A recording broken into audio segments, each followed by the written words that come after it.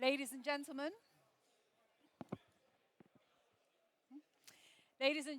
please take your seats. Our event is about to begin. Ladies and gentlemen, I kindly request you to please take your seats.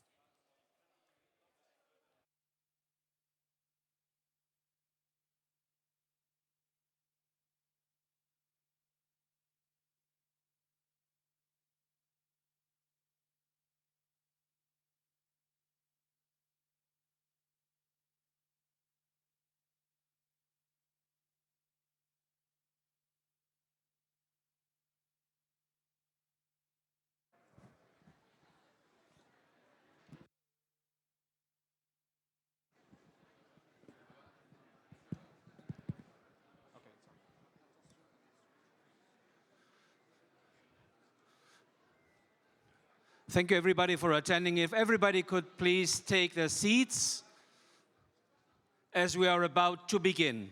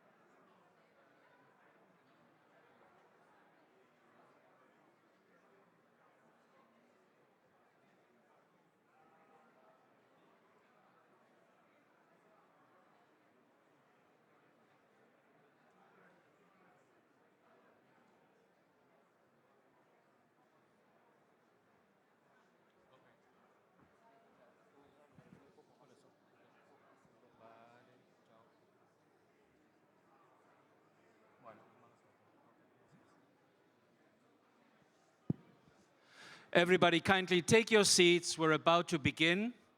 Thank you very much.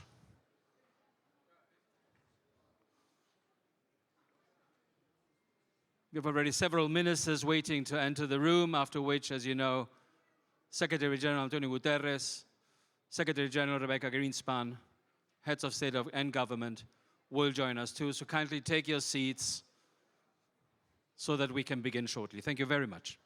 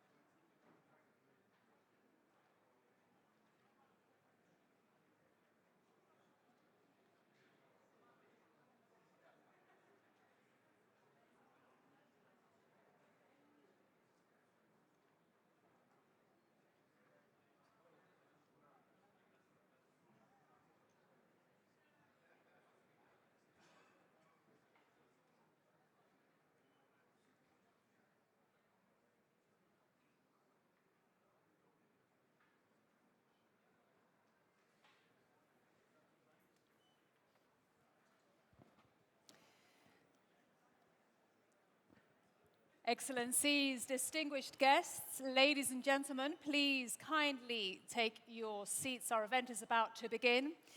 And all ministers, as you have been informed beforehand, we kindly request you to make your way to the stage over there on the right with the Secretary Generals plus the heads of state and government who are about to enter. So ministers, please make your way to that stage on the right. Thank you very much indeed.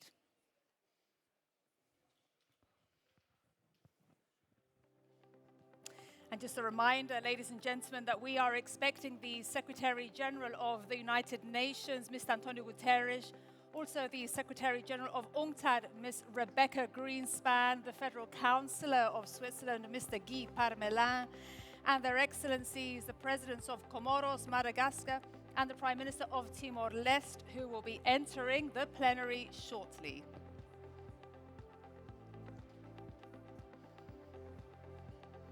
Pardon, ça marche pas.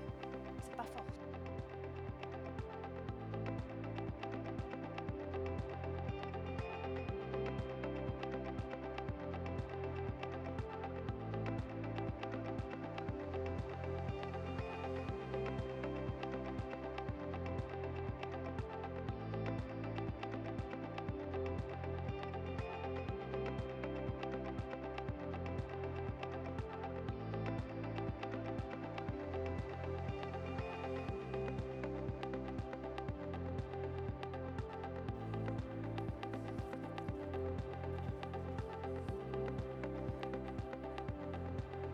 Thank you to the ministers who are now making their way to the stage there for the official photo as we wait for the UN Secretary General Antonio Guterres to make his way to the plenary, accompanied by the Secretary General of UNCTAD, Ms. Rebecca Greenspan, plus the Federal Councillor of Switzerland, Mr. Guy Parmelin, and their Excellencies, the Presidents of Comoros, Madagascar, and the Prime Minister of Timor-Leste, who will be entering the plenary shortly.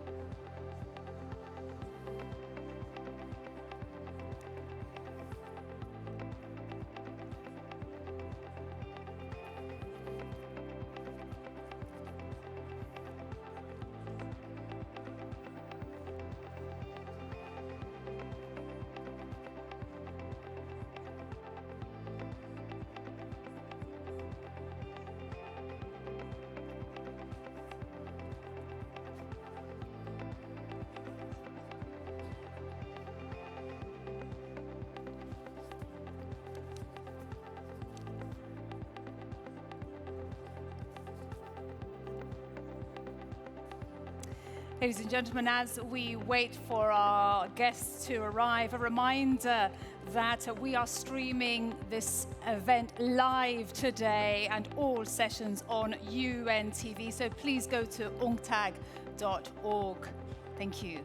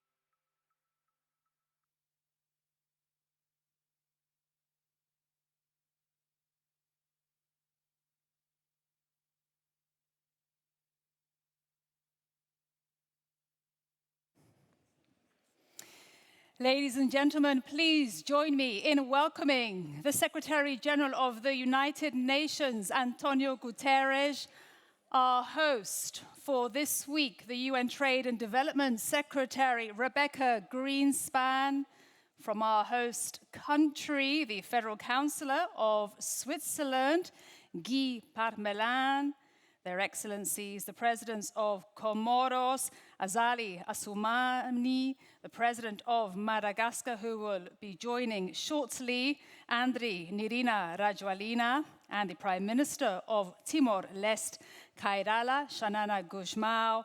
Thank you, Excellencies. It's also wonderful to have so many ministers and representatives here from all over the world, gathered here in the world's biggest diplomatic hub. Bienvenue à Genève, and they will now proceed to take a group photograph. Thank you, Excellencies.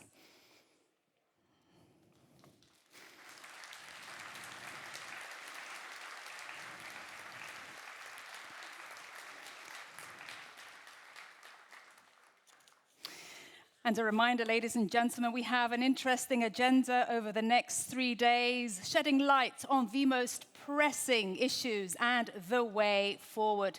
And as I said earlier, everything is being streamed live on UN TV. Do visit unctad.org.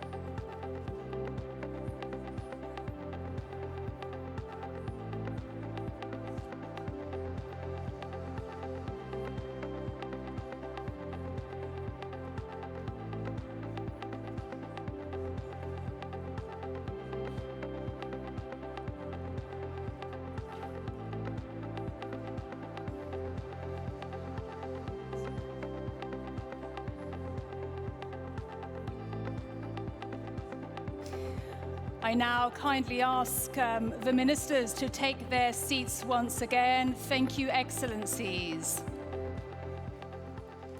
And Secretaries General and Your Excellencies, please join me on the central stage. Welcome.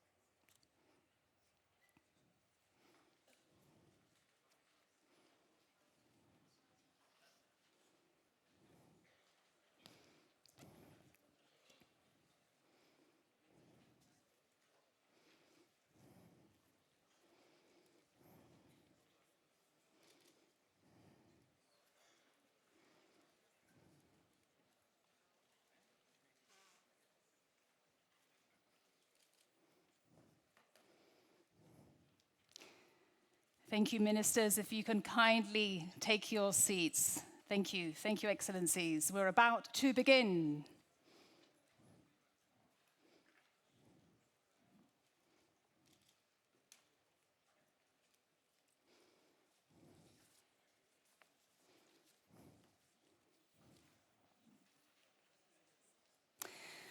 Okay, well, Excellencies, distinguished guests, ladies and gentlemen, welcome to the opening of the Global Leaders Forum, charting a new development course in a changing world.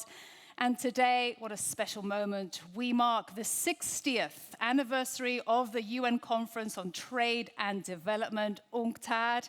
And we are honored to have with us here today the host of our very special anniversary, Ms. Rebecca Greenspan, Secretary General of UN Trade and Development, UNCTAD. Welcome to you. Thank you.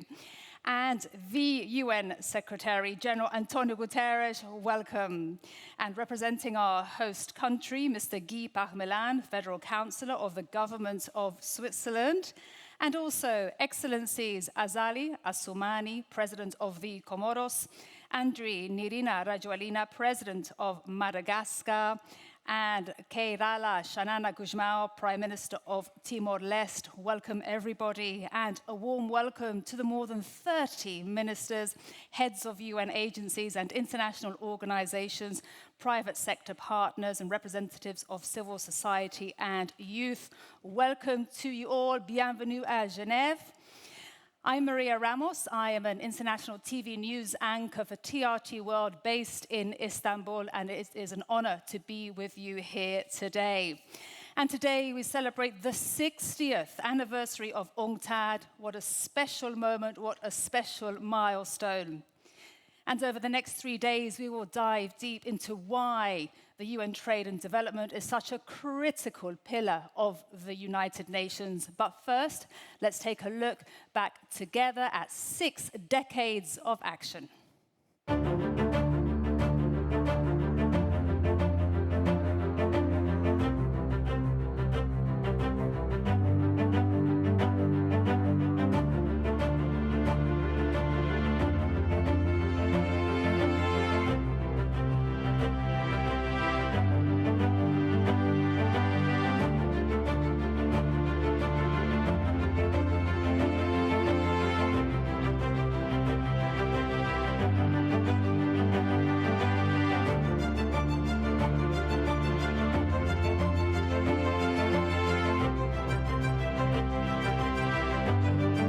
Poverty cannot be the destiny of the majority of mankind. I believe that we have the power and the wisdom to give all these people new hope. With this faith, I inaugurate the second conference of the United Nations on Trade and Development.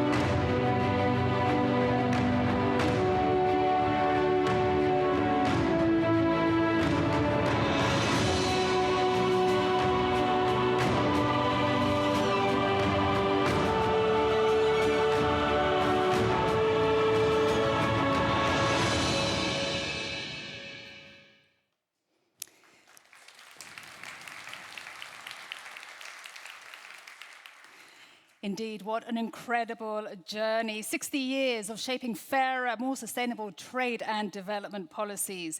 It now gives me great pleasure to officially open our celebration, and for that I would like to invite the first woman to lead UNCTAD in its 60-year history. Secretary General Rebecca Greenspan, please take the floor to officially open the Global Leaders Forum. Thank you.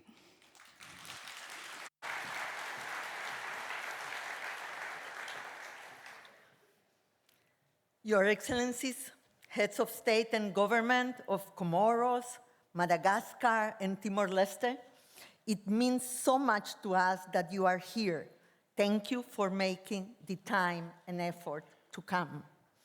Your Excellency, UN Secretary General Antonio Guterres, your tireless advocacy for multilateralism has been a guiding light for us and the wider UN system. We are really honored by your presence. Your Excellency, Federal Chancellor of the Swiss Confederation, thank you for hosting us today and always. Distinguished guests, dear colleagues, dear friends, Mesdames et Messieurs, bienvenue. 60 years ago, here in Geneva, a powerful idea was born, that from the ashes of war and from the complex history of trade, a new chapter could be written. A chapter where the inequities of the past will not dictate the terms of the future. The ambitious idea, alongside the creation of the Group of 77, is what became the UN Conference on Trade and Development, UNCTAD. This idea was both a rejection and a promise. A rejection of business as usual, of the idea that the global economy in 1964 was already a level playing field, that the rules of the game were fair and just. They were not then, and they are not now. But 1964 was also a promise of recognition that the newly independent nations forged in the post-war struggle had a right to a seat at the table, to negotiate common principles, common agreements, common solutions, that their voices mattered, that their development aspirations were legitimate and required special consideration, that the fruits of globalization could be shared, that prosperity could be for all. Your Excellencies, the history of the last 60 years is the history of that promise being tested, challenged, and sometimes realized. The global economy today is very different from what it was in 1964. It is far larger, more interconnected, more complex. Over 1 billion people have been lifted out of poverty. And the developing world is now the engine of global trade and economic activity. Seen from the viewpoint of history, this may give the illusion that the ground is less uneven today than it was 6 decades ago. But seen from the perspective of those who still struggle, the poor, the unconnected, the discriminated, the rural, but also women and youth, the ground remains too uneven and the climb too steep. The winds of trade have filled the sails of some, propelling them to new heights of wealth and influence, but for others, those same winds have been a tempest, leaving them exposed and vulnerable to the boom and the bust of capital, environmental degradation, and commodity dependence. Technology has transformed our world, unlocking possibilities once unimaginable. The digital economy is a powerful new engine of development, which is transforming trade itself, making it intangible and easy to scale, while at the same time risking to deepen divides and inequalities. The resurgence of industrial policy signals a welcome recognition that the state has a vital role to play in fostering development and transformation. But for many developing nations, burdened by debt and limited fiscal space, this resurgence is a distant horizon. Your Excellencies, the world is in need of a new 1964 moment. Our internationally agreed rules-based economic order is being contested. A new multipolar world has emerged, but multipolarity without multilateralism is a path to fragmentation, a descent into trade wars and dwindling global cooperation. It is a world where the voice of the developing countries that are at the heart of our membership, our mandate, and our mission risk being lost in the cacophony of competing interests. Multipolarity with multilateralism is a different path, one where decentralization of global economic and political power becomes a vehicle for inclusion, where globalization shows a new face, the face of new players, new ideas, new generations, new hopes shaping the world. This meeting is therefore also a message that it is a mistake to think that multipolarity is a choice. Multipolarity is not a choice. What is a choice is multilateralism. It is multilateralism that is the fragile exception, the crowning achievement of development, of mankind's quest for peace. We must prove this choice right and defend multilateralism every day.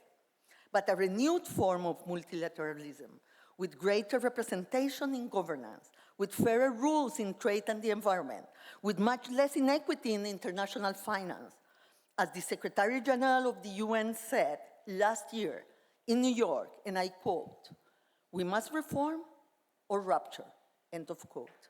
This meeting today in Geneva is thus a proud prelude to the Summit of the Future, a unique opportunity to rebuild trust and hope, a task that will require the same spirit than 60 years ago that gave birth to this institution. Your Excellencies, the promise of 1964 is alive in this room. It lives in the hearts and minds of those who had dedicated their lives to the cause of trade and development, from Raúl Prebisch, our visionary architect, to all former Secretary General whose wisdom have illuminated our path. It lives in the tireless efforts of our staff, past and present, whose expertise, commitment, and passion have been the lifeblood of this organization. And it lives in our member states and in the tables around which they have met year after year for 6 decades now. Let us be inspired by that spirit and that promise. Let's go forward together. I thank you.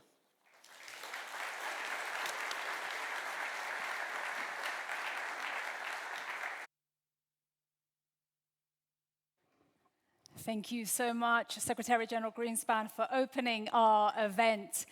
And now I have the honor to invite the UN Secretary General Antonio Guterres for his opening remarks. The floor is yours. Boa tarde. Welcome to you.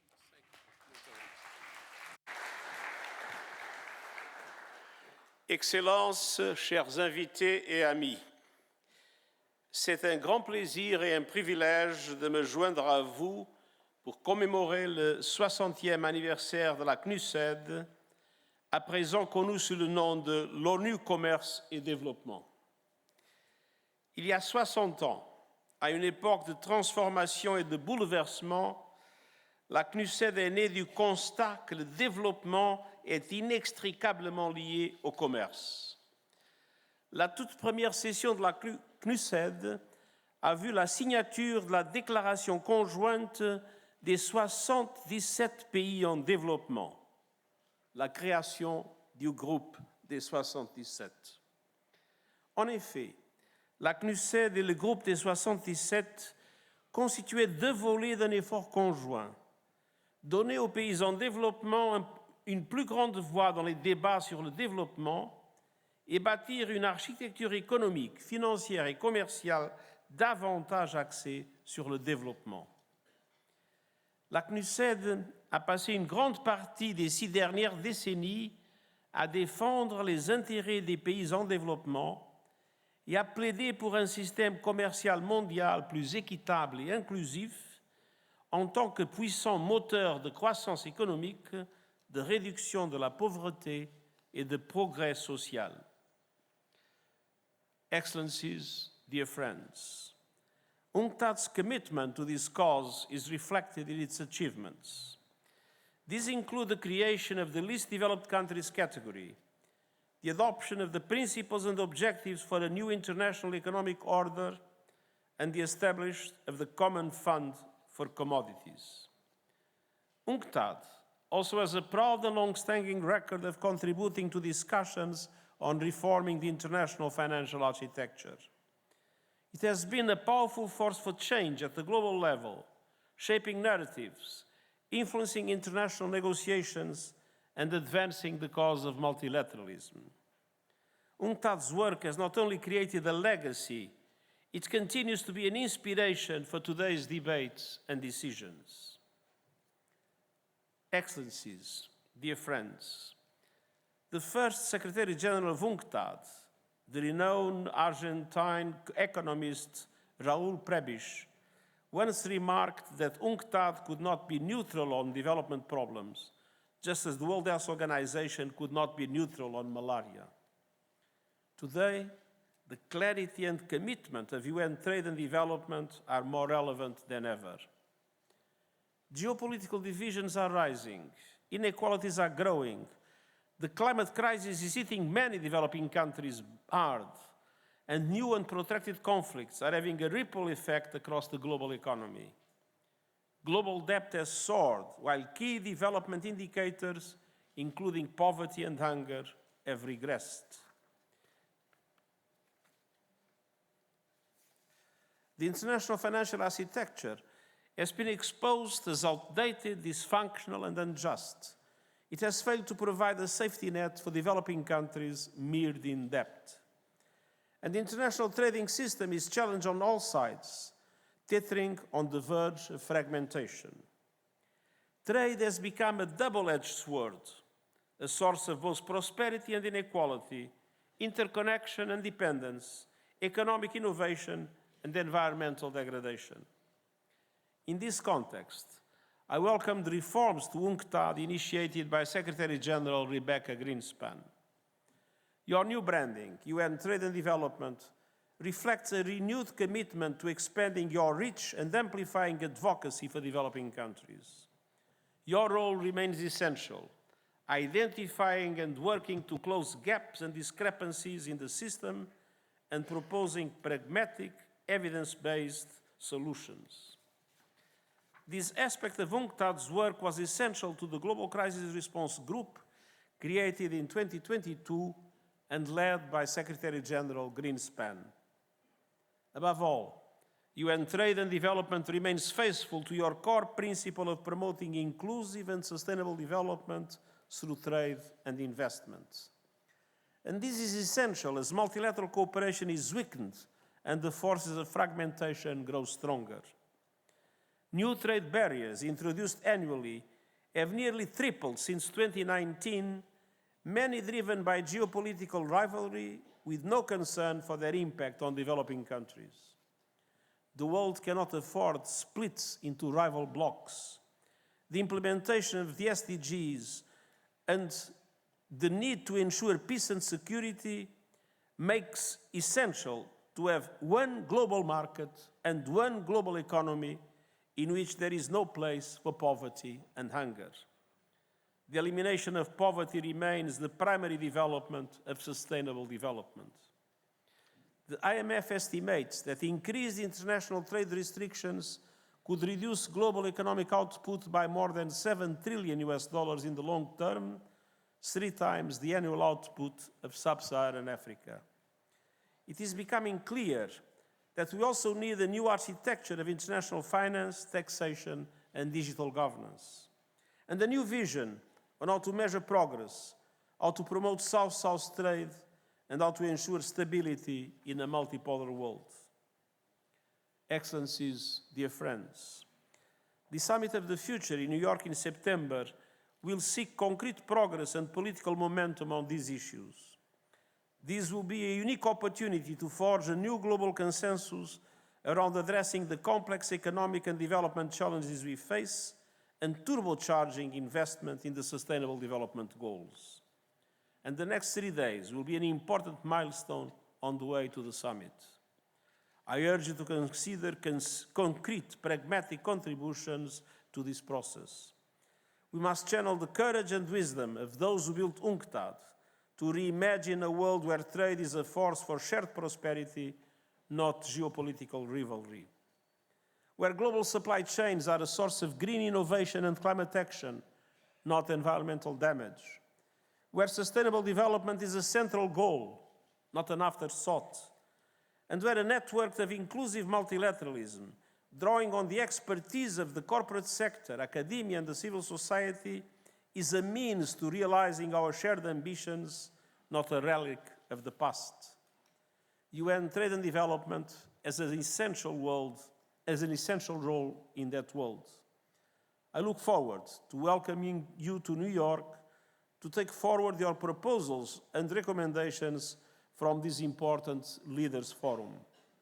And I congratulate UN Trade and Development once again on its important history and its new forward-looking agenda, and I thank you.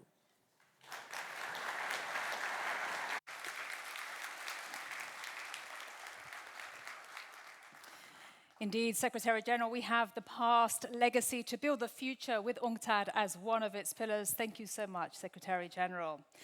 As we know, Switzerland is synonymous to global diplomacy and the UN host country. And on that note, Guy Parmelin, Federal Councillor of Switzerland, the floor is yours. Bienvenue.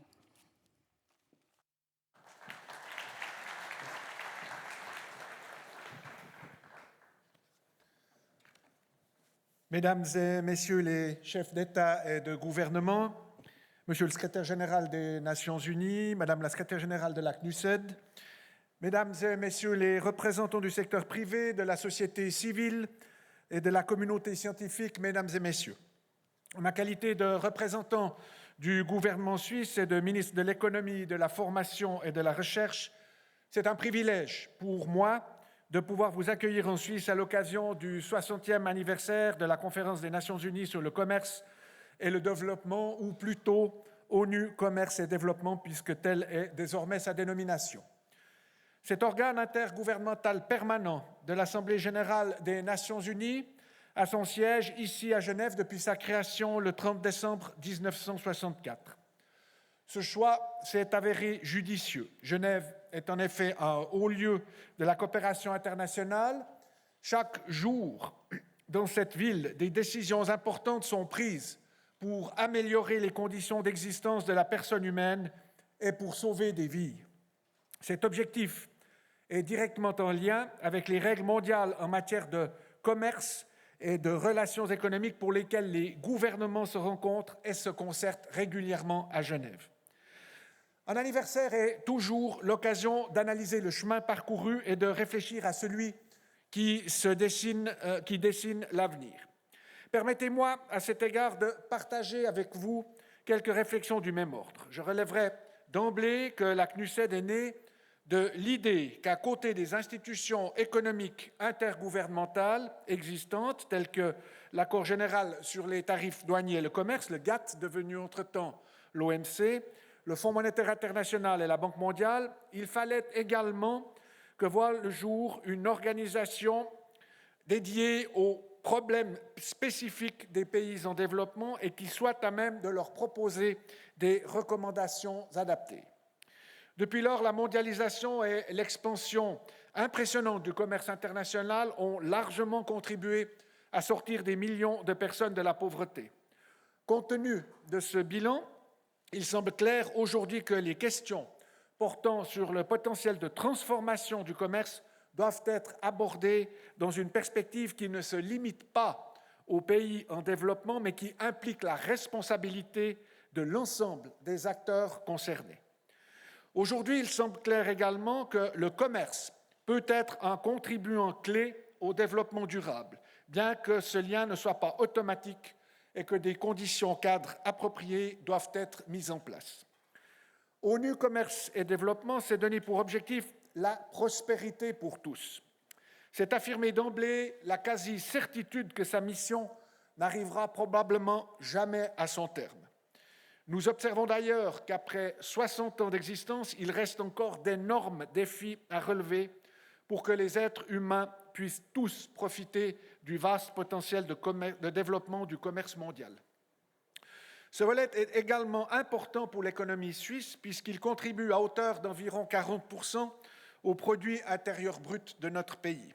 Et pour cette raison, la Suisse est fortement impliquée dans le système régissant le commerce international. En tant que pays exportateur, la Suisse est en effet tributaire d'un système commercial multilatéral fort et fondé sur un cadre réglementaire clairement défini. En outre, comme la plupart des pays, elle est dépendante de la stabilité mondiale. Et cette stabilité qui est la condition préalable au développement, la condition préalable au bon fonctionnement des chaînes d'approvisionnement et qui est à même d'assurer des débouchés solides. Ce besoin de stabilité, fortement mis à l'épreuve depuis quelques années, vous a d'ailleurs inspiré le slogan de ce 60e anniversaire, « Charting a New Development Course in a Changing World ». Il place votre institution face à son devoir d'adaptabilité et le monde face à ses réalités, celle d'évoluer constamment. Ces deux enjeux se font écho. Nous saluons à cet égard l'initiative lancée par Madame la secrétaire générale Greenspan d'adapter ONU Commerce et Développement à ces nouvelles réalités pour que son organisation conserve son influence malgré les changements auxquels nous assistons. Des réformes apparaissent néanmoins nécessaires pour cela, et nous apprécions ainsi le fait que Mme Greenspan ait clairement exprimé sa volonté de les entreprendre au plus vite. La nouvelle dénomination sous laquelle elles seront entreprises est le symbole de cette nouvelle orientation stratégique. Néanmoins, la Suisse considère que l'évolution du mandat n'est pas qu'une question de dénomination, c'est surtout un engagement concret et déterminé. La conférence ministérielle de 2025 sera précisément l'occasion de définir les contours exacts de cette nouvelle orientation. D'ici là, il faudra bien entendu procéder aux échanges nécessaires avec les différents membres et autres parties prenantes. Notre système politique suisse est, je le crois sincèrement, inspirant dans une telle optique. Il nous montre chaque jour l'importance de la formation d'un consensus, le besoin de réseaux solides pour le bon fonctionnement de la coopération et bien entendu aussi la nécessité de faire preuve en toute chose d'ouverture d'esprit. Dans ce sens, le Leaders Forum qui se tient ces jours-ci dans cette même ville, tout comme d'autres manifestations liées à votre anniversaire, offre de bonnes et vastes occasions de lancer la discussion sur le positionnement de votre institution. Mesdames et messieurs, c'est ensemble que les États doivent mettre en place des cadres réglementaires viables. Son objectif fait de ONU Commerce et Développement un instrument central à cet effet. Mais la véritable démonstration du bien-fondé des règles créées pour servir cet objectif tient à leur capacité de servir également les intérêts d'une croissance durable et d'un secteur privé florissant afin que ce dernier puisse à son tour créer de la valeur ajoutée sur le plan socio-politique. En raison de l'importance du commerce pour le développement durable, ONU Commerce et Développement joue un rôle très important. Je vous invite par conséquent à profiter des festivités d'aujourd'hui pour trouver l'inspiration de la prochaine conférence ministérielle et puis d'ores et déjà vous assurer de la contribution renouvelée de la Suisse dans ce contexte. Je vous remercie de votre attention.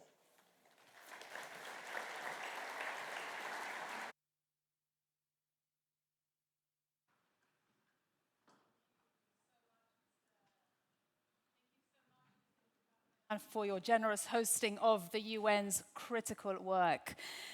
Ladies and gentlemen, we have many heads of state here today, and we've received many greetings celebrating 6 decades of achievements and recognizing an organization transformed to face future challenges.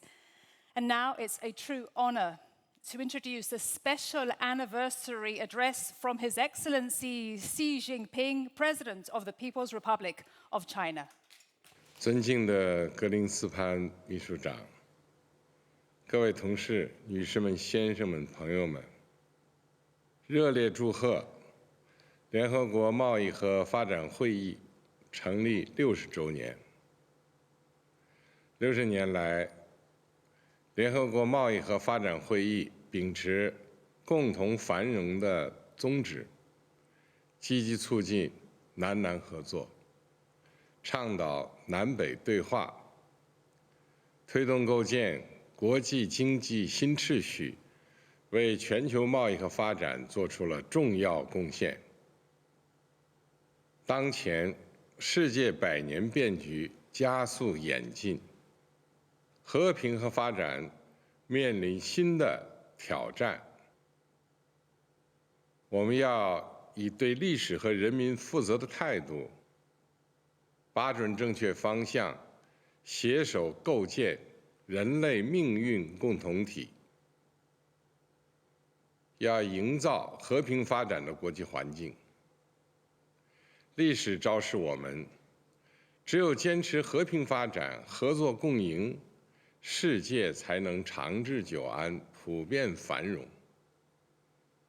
各国，特别是大国，要践行真正的多边主义，倡导平等有序的世界多极化，恪守联合国宪章宗旨和原则，支持联合国贸易和发展会议等多边机构更好发挥作用。要顺应开放发展的时代潮流。经济全球化如同百川汇海，是历史的必然。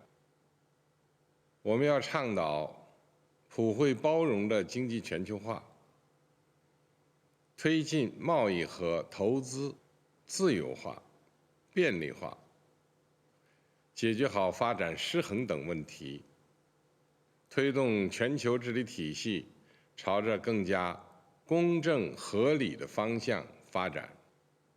要把握创新发展的历史机遇，新一轮科技革命和产业变革深入推进，正在催生新质生产力。各国要打造开放、包容、非歧视的数字经济环境，坚持以人为本，智能向善，在联合国框架内加强人工智能规则治理，积极推进绿色转型，让广大发展中国家更好融入数字化、智能化、绿色化潮流。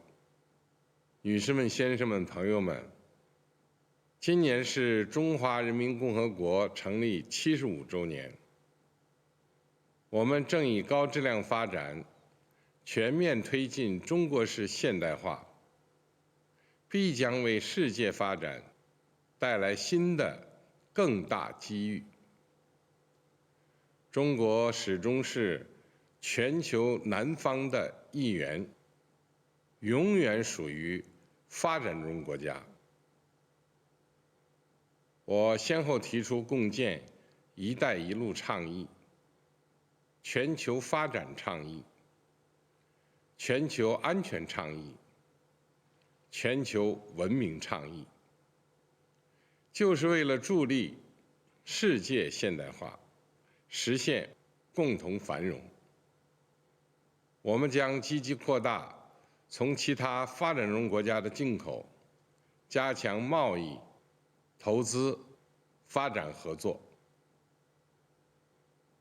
未来5年，中国将向联合国贸易和发展会议提供2000万美元捐款，助力落实联合国2030年可持续发展议程，不让一个国家掉队。我们愿同各方一道，以人类前途为怀，以人民福祉为念，推动世界走向和平、安全、繁荣、进步的美好未来。谢谢大家。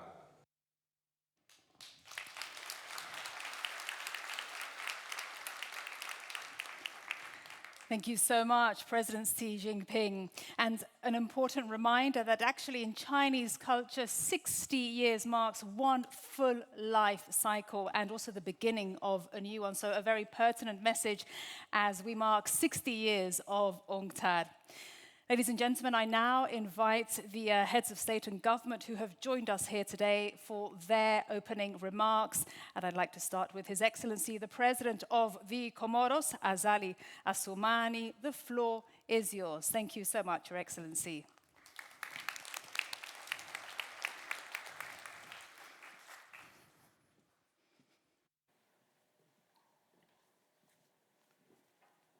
Excellences, Madame la Secrétaire générale de la CNUSED, Excellences, Monsieur le ministre représentant de la Confédération suisse, Excellences, Monsieur le Secrétaire général des Nations unies, Excellences, Mesdames et Messieurs les chefs d'État et de gouvernement, distingués invités, Mesdames et Messieurs, Assalamu alaikum wa rahmatullahi wa barakatuh. C'est un réel plaisir pour moi de participer au nom de l'Union des Comores à la célébration du 60e anniversaire de la Conférence des Nations Unies sur le commerce et le développement. Je tiens en tout premier lieu à remercier les autorités suisses pour toutes les attentions et les dispositions prises pour faire de notre participation à cette cérémonie un résultat positif. Ma délégation et moi-même, nous remercions cet accueil chaleureux et l'hospitalité généreuse connue pour ce beau pays. Mes remerciements vont également à l'endroit de l'Organisation des Nations Unies, dont le secrétaire général est présent parmi nous, et plus particulièrement à Madame la secrétaire générale de la CNUSED, qui m'a fait l'honneur de m'inviter à m'adresser à cette auguste assemblée.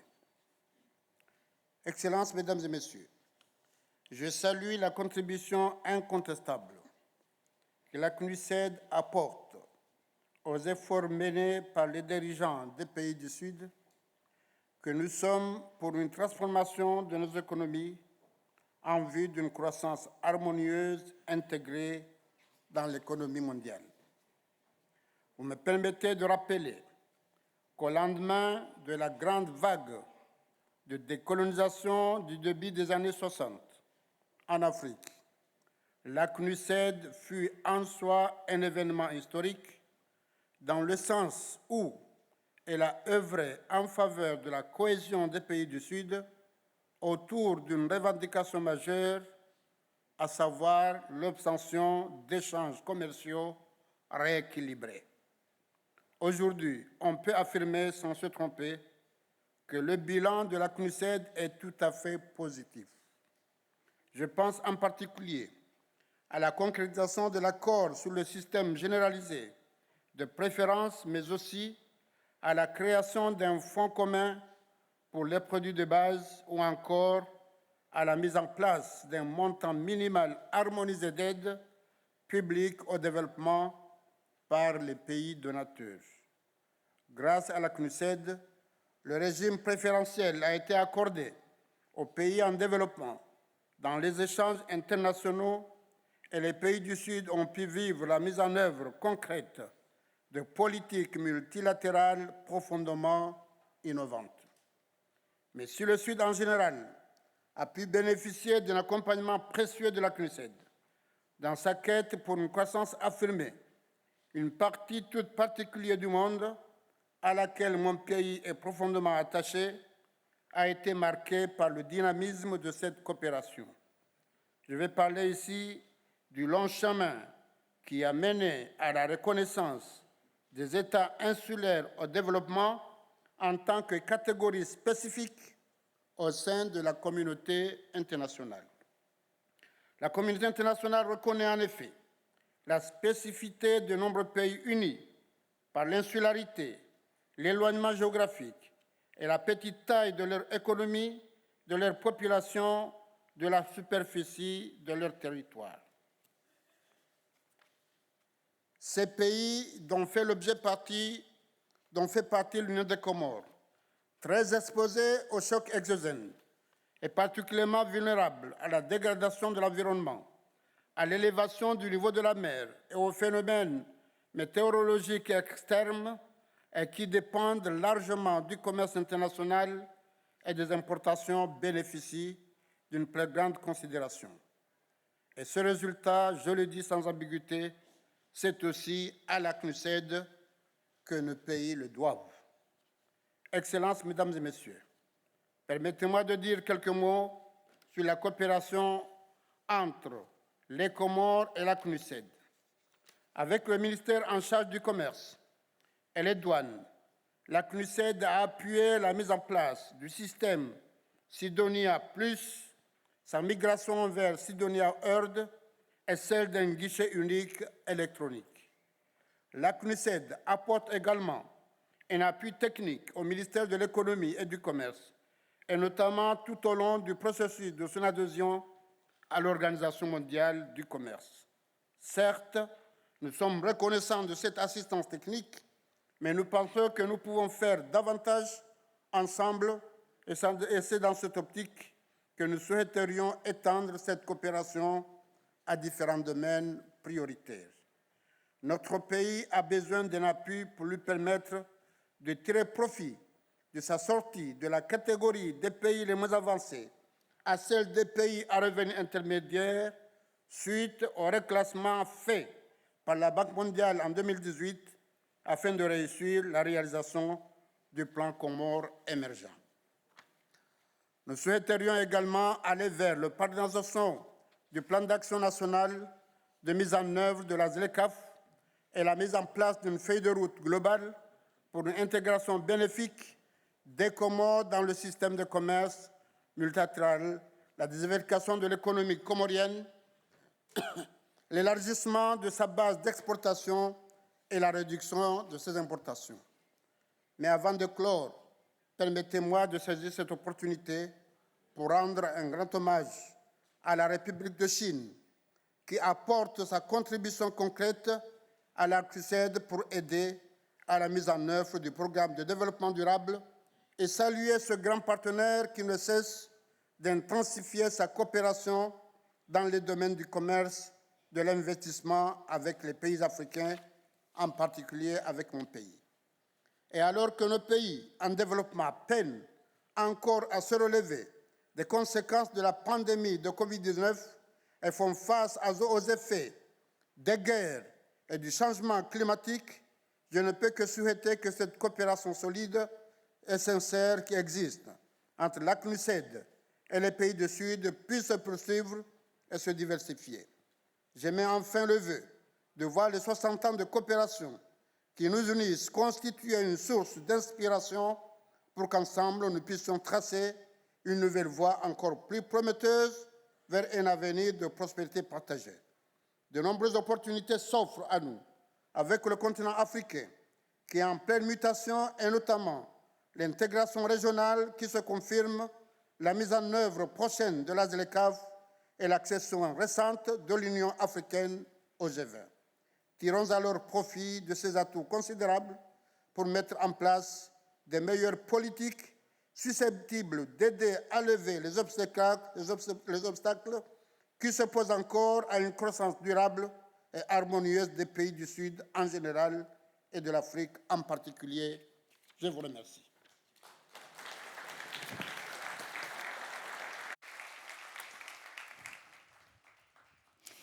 Merci beaucoup. Thank you so much to His Excellency, the President of the Comoros.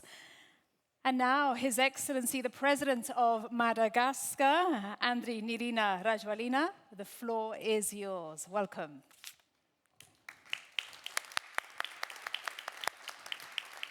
Thank you.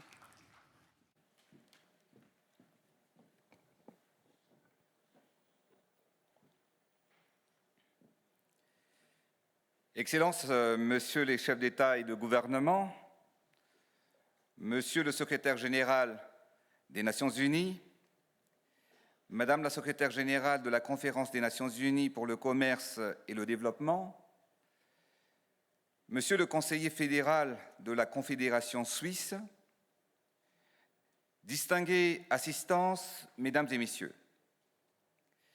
c'est avec un immense plaisir que je suis ici à Genève, au Palais des Nations Unies, pour célébrer le 60e anniversaire de la Conférence des Nations Unies pour le commerce et le développement. Je tiens à féliciter Madame Rebecca Greenspan, secrétaire générale de la CNUSED, pour la tenue et l'organisation de ce forum de haut niveau. Mettre en avant la vision des pays insulaires en développement comme Madagascar au cours de cette commémoration témoigne de l'engagement indispensable à la promotion d'un développement durable à travers le commerce et l'investissement. Le thème de ce forum, tracer une nouvelle voie pour le développement dans un monde en mutation, répond aux problématiques auxquelles les pays sont confrontés dans un contexte mondial en constante évolution. Durant les dernières décennies, l'engagement de la CNUSED en faveur d'un ordre international plus juste et plus équitable n'a cessé de se renforcer et de s'adapter aux grands changements mondiaux. L'assistance technique qu'elle a toujours fournie, ses conseils avisés et son plaidoyer continu en faveur des pays en développement sont d'une valeur inestimable. En effet, dans un monde en pleine mutation, tous les pays du monde ont dû revoir leur stratégie de développement pour renforcer la vision d'accélération de l'industrialisation et de l'autonomisation des économies. Les crises en cascade ont entraîné des conséquences dévastatrices sur l'économie mondiale. La pandémie, le changement climatique, ainsi que les récentes guerres et conflits ont généré des instabilités sociales, notamment pour les pays les plus vulnérables qui endurent les conséquences des crises auxquelles ils n'ont pas participé. À titre d'exemple, la hausse des prix du carburant à l'échelle globale a influé le taux d'inflation, ce qui a directement impacté la hausse du prix de production de l'énergie, mais aussi a influé sur les prix de transport et des produits de base. Cela a impacté sur la croissance économique et sur le pouvoir d'achat de la population. Je tiens ici à porter la voix de tous les pays les moins avancés, longtemps et violemment victimes des effets néfastes des crises mondiales interdépendantes. Notre devoir de leader est de transformer chaque problème en opportunité. C'est ainsi que, grâce à la technologie, des solutions innovantes sont possibles pour transformer les économies. L'essor du commerce électronique, par exemple, ouvre de nouvelles opportunités et de nouveaux marchés aux États. En effet, les révolutions technologiques ont permis de lever les barrières et les frontières entre les pays. Pour relever les défis auxquels nous faisons face, nous avons besoin d'une coopération internationale renforcée afin de bâtir un avenir où chaque nation, chaque communauté et chaque individu peut prospérer dans un environnement équitable. Mesdames et messieurs, face à ce contexte, Madagascar s'est armé de stratégies adaptées afin d'atteindre l'émergence en matière de croissance et de développement. Durant mon premier mandat, nous avons renforcé la présence de l'État. Nous avons construit et bâti sur tout le territoire national des infrastructures de base proches de la population et dont elle a besoin. 4 198 nouvelles salles de classe ont été construites et ont permis de scolariser plus de 200 000 élèves additionnels. Par ailleurs, plus de 123 centres de santé de base ont été construits afin de se rapprocher des 119 districts du pays. Mais plus encore, en 5 ans seulement, nous avons construit 30 hôpitaux, 30 nouveaux centres hospitaliers universitaires donc, quand il n'y avait eu que 21 dans tout le pays pour 28 millions d'habitants jusqu'en 2019. Ce deuxième mandat, où le peuple m'a réélu, nous permettra de poursuivre et de concrétiser ces progrès. La politique générale de l'État malgache repose sur 3 piliers essentiels, à savoir le développement du capital humain, la transformation économique à travers l'industrialisation et la bonne gouvernance. Ces 3 piliers sous-tendent les priorités en vue de réduire la pauvreté et améliorer le pouvoir d'achat de la population. La création d'emplois est au centre de nos préoccupations, car chaque citoyen devrait être utile au développement de son foyer, de sa communauté et de son pays. Nous avons mis en place un plan qui assure un accès équitable aux opportunités économiques. Nous avons encouragé l'entrepreneuriat pour soutenir les petites et moyennes entreprises à travers un vaste programme national dénommé One District, One Factory. Cela a permis de mettre en place 57 unités industrielles réparties dans les 119 districts de la Grande Île, notamment des machines de transformation alimentaire, de concentration de tomates, de fromage, de nouilles, des lignes de production de farine, de grains secs, des usines de torréfaction de café, des lignes de production de savon, des unités d'extraction d'huile végétale, des lignes de production sucrière. L'objectif du programme est de créer de la valeur ajoutée et des emplois, mais surtout permettre l'accès des producteurs à la technologie, l'innovation et la dimension industrielle. La diversification et le renforcement de nos exportations nous permettent d'équilibrer notre balance commerciale. Ainsi, l'augmentation de l'exportation de nos produits de rente tels que la vanille, le girofle, le litchi, le cacao assure une rentrée de devises conséquente qui stabilise notre monnaie. Il est primordial d'évoquer particulièrement que la vanille, qui est un produit stratégique malgache, réputé pour sa saveur, son goût et sa haute teneur en vanilline, Madagascar est le premier exportateur de vanille dans le monde. La vanille, naturellement, de Madagascar génère des revenus à tous les acteurs à différents stades de la plantation jusqu'à l'exportation. Ainsi, Madagascar projette pour cette année la construction de notre première raffinerie aurifère qui permettra d'exporter de l'or à travers le monde de façon légale et contrôlée. Vous savez, Madagascar est un grand pays riche avec de ressources abondantes. Notre pays est le 3e exportateur de nickel en Afrique et nos réserves de cobalt, de vanadium, de fer, de bauxite, d'or et de graphite sont estimées à plusieurs milliards de tonnes. Nous œuvrons pour améliorer le climat des affaires et dans cet esprit, nous avons adopté une nouvelle loi sur les investissements et la refonte du code minier. Cela permettra d'accompagner et de faciliter les investissements et à ce titre, au moins 3 grands projets miniers vont émerger cette année. Les résultats sont au rendez-vous.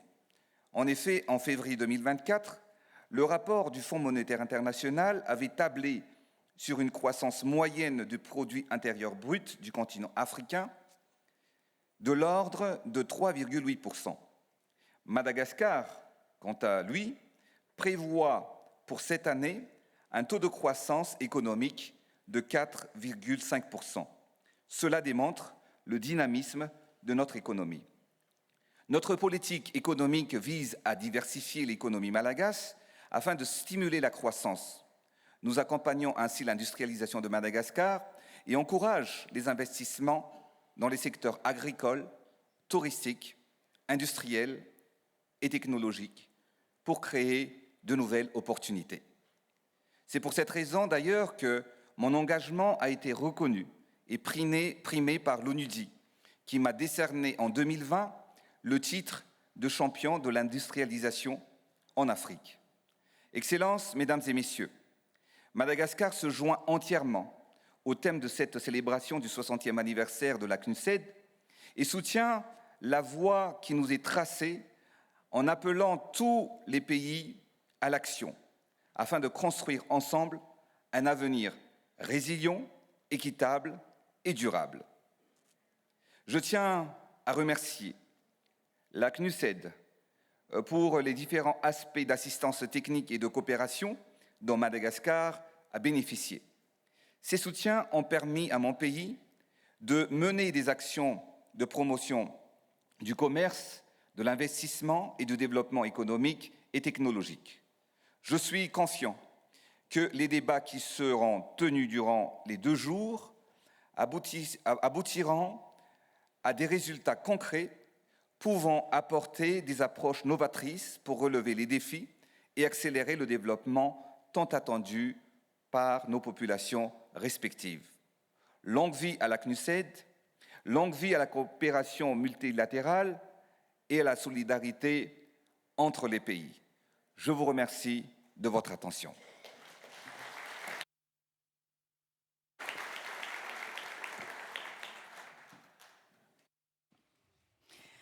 Thank you so much to the President of Madagascar.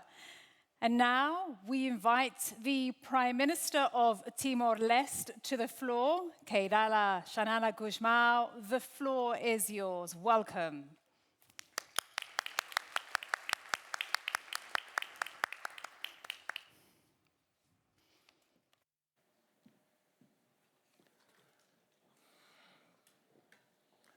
Your Excellency, Mr. Antonio Guterres, Secretary General of the United Nations, Your Excellency, Madame Rebecca Greenspan, Secretary General of the United Nations Conference on Trade and Development, heads of states and heads of governments, ladies and gentlemen, it is an honor to speak at this 60th anniversary Global Leaders Forum. I'm here representing our President, Dr. José Ramos Horta, who was looking forward to attending. President Horta is a founding father of our nation and is always full of wisdom and insight. Regrettably, however, he had a pressing engagement, so I am speaking in his place today. Since its establishment in 1964, the UN Conference on Trade and Development has been on the front line of economic and geopolitical change, fighting for a fairer economic system. In its early years, UNCTAD challenged the global trading system with commodity market intervention. In the 1980s, in response to the emerging dominance of neoliberal economics, the conference shifted its focus to research, building, cooperation, and technical assistance. The structural adjustment programs of the 1980s and 1990s exposed the ideological blindness and moral bankruptcy of the World Bank and the International Monetary Fund. The scars from these programs remain in our region of Southeast Asia. That is why it is so important that UNCTAD can promote independent thoughts and ideas. Importantly, it was UNCTAD's analysis that identified the unsustainable debt levels and the structural weaknesses in the international financial system before the 2007 global financial crisis. More recently, During the international response to COVID-19, UNCTAD helped expose the great disparities in vaccine access and highlighted the challenge faced by the developing world. Today, we face new challenges. We have a world of growing conflict and disorder, where international law is applied selectively by the developed world. We have a climate emergency caused by the industrialized countries that impacts the developing world the most.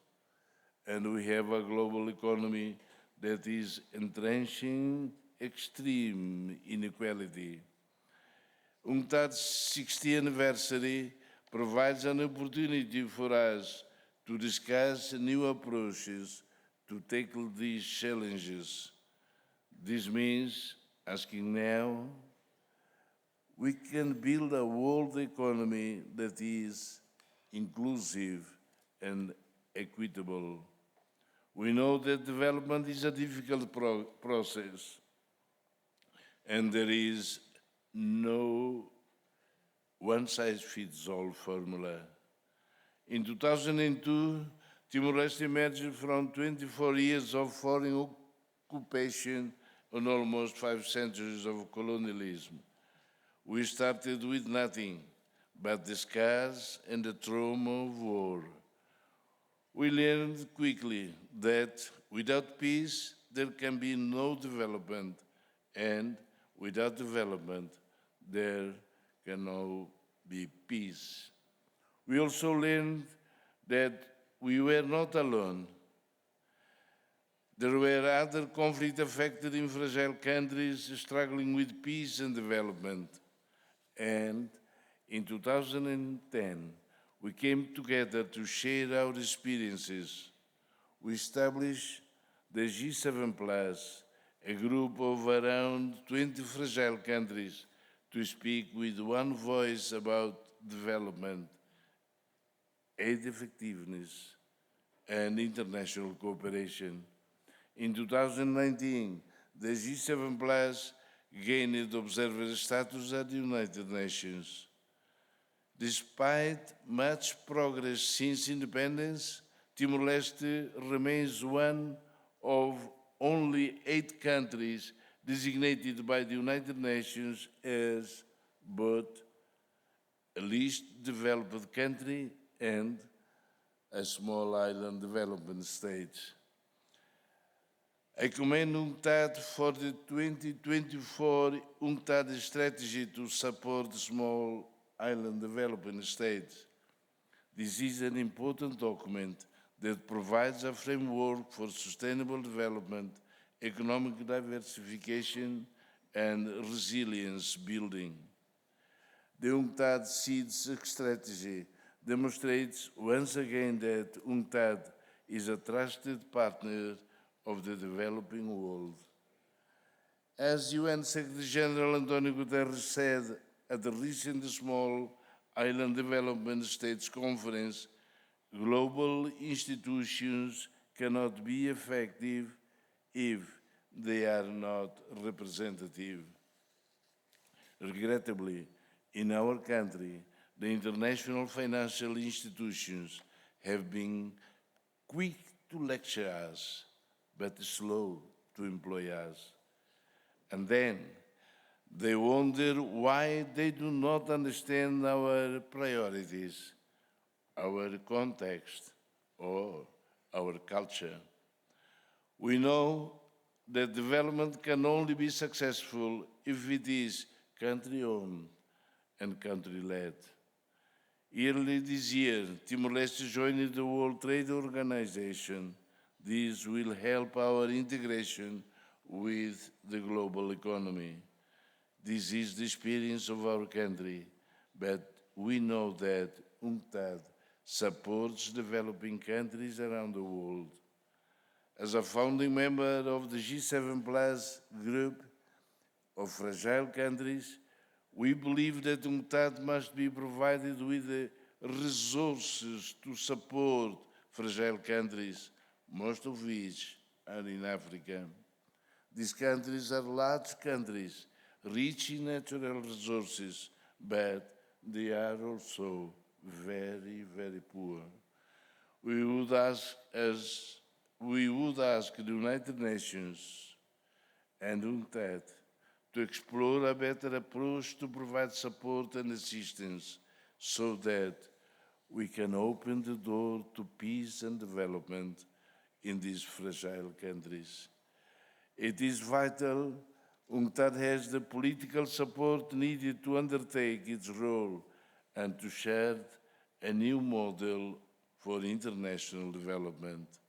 Timor-Leste wishes UNCTAD the very best into the future.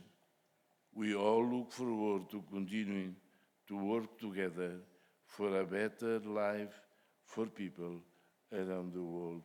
Thank you.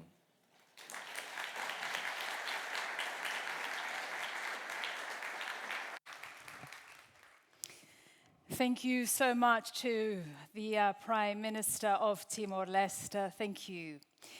Ladies and gentlemen, and now to conclude the opening session, I'm pleased to announce a special anniversary address, this time from the President of Cuba, His Excellency Miguel Díaz-Canel. Excelentísimo señor Antonio Guterres, Secretario General de la Organización de Naciones Unidas. Excelentísima señora Rebecca Greenspan, Secretaria General del UNCTAD. Excelencias, hace 20 años, en estremecedor mensaje por el 40 aniversario de la UNCTAD y tras enumerar las más alarmantes consecuencias sociales y humanas de la globalización neoliberal, el líder histórico de la Revolución Cubana, Fidel Castro Ruz, advirtió, y cito sus palabras: en la disyuntiva que ha sido arrastrada por el sistema no hay otra alternativa para la humanidad. O la actual situación mundial cambia o la especie corre riesgo real de extinción. Hasta aquí la cita. Apenas 2 décadas después, alarma comprobar cuán crítico resulta para el mundo el momento actual. A la altura de 2024 hemos retrocedido en la consecución de la mayoría de las metas trazadas bajo los Objetivos de Desarrollo Sostenible. La pandemia de COVID-19, con impactantes consecuencias socioeconómicas en la actualidad, puso nuevamente al descubierto, de manera dramática, la irracionalidad del orden internacional injusto y excluyente que relega a los más pobres en el acceso a recursos y servicios esenciales. Mientras suman millones las personas en pobreza extrema, el 1% más rico del planeta acapara casi 2/3 partes de la nueva riqueza generada desde el 2020 a nivel global, o sea, casi el doble que la del 99% restante de la humanidad. Y mientras el 40% de la población mundial vive en países donde los gobiernos gastan más en pagos de intereses por servicio de la deuda que en educación o salud, el compromiso de los países desarrollados de destinar al menos el 0,7% de su Producto Nacional Bruto para la ayuda oficial al desarrollo se sigue incumpliendo. Excelencias, si en realidad buscamos un nuevo rumbo para el desarrollo en un mundo cambiante, como se nos propone en esta cita de aniversario, es preciso considerar la extrema gravedad del momento y movernos todos en el sentido de cambiar todo lo que debe ser cambiado. No veo mejor escenario para evaluar y coordinar acciones que el UNCTAD. Esta Conferencia de Naciones Unidas para el Comercio y Desarrollo, que nació de los más nobles ideales por despojarnos de los lastres subdesarrollantes que nos legaron las metrópolis. Cuba agradece a esta conferencia su histórico apoyo en la batalla contra el sistema de medidas coercitivas unilaterales más severo y prolongado que se ha aplicado contra nación alguna, el bloqueo económico, comercial y financiero impuesto por el gobierno de los Estados Unidos, que en los últimos años y meses ha ido escalando en su afán por asfixiar a la economía cubana con el fin de provocar un estallido social. Nuestro país aprecia igualmente el acompañamiento y respaldo de esta organización durante el 2023, año en el que presidimos el Grupo de los 77 y China, y nos propusimos impulsar la cohesión de tan diverso conglomerado de países con importantes hitos como la celebración de una cumbre en La Habana sobre ciencia, tecnología e innovación, una primera cumbre de líderes del grupo en el marco de una conferencia de cambio climático y el lanzamiento de un libro precisamente sobre el impacto del actual orden económico internacional en nuestras naciones del sur. Excelencias, demos nuevo impulso al ideal de desarrollo que no deja ninguna nación detrás.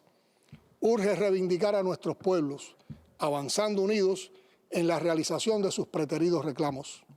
Cuba siempre estará dispuesta y lista para la cooperación y la solidaridad, fuerzas fundamentales en el camino al desarrollo. Muchas gracias.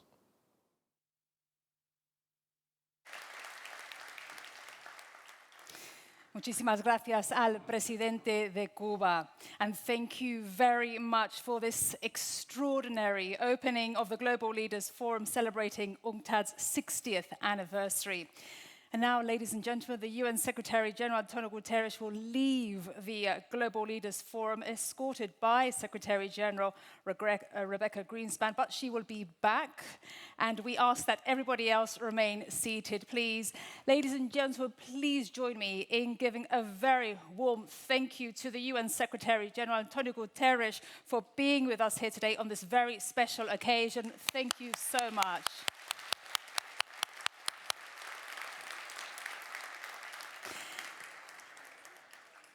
And ladies and gentlemen, we offer now a special musical performance in honor of their excellencies, the presidents of Comoros, Madagascar, and Prime Minister of Timor-Leste, who have addressed our conference today. And please do remain on stage. And they will be joined now by UNCTAD Deputy Secretary General Pedro Manuel Moreno. Once again, we ask that everyone remain seated. And please enjoy. If you could just stay, thank you. Please enjoy a performance from Nancy Vieira, a musician from Cabo Verde, representing the best musical tradition and new sounds of the island. Nancy Vieira, take it away. Thank you.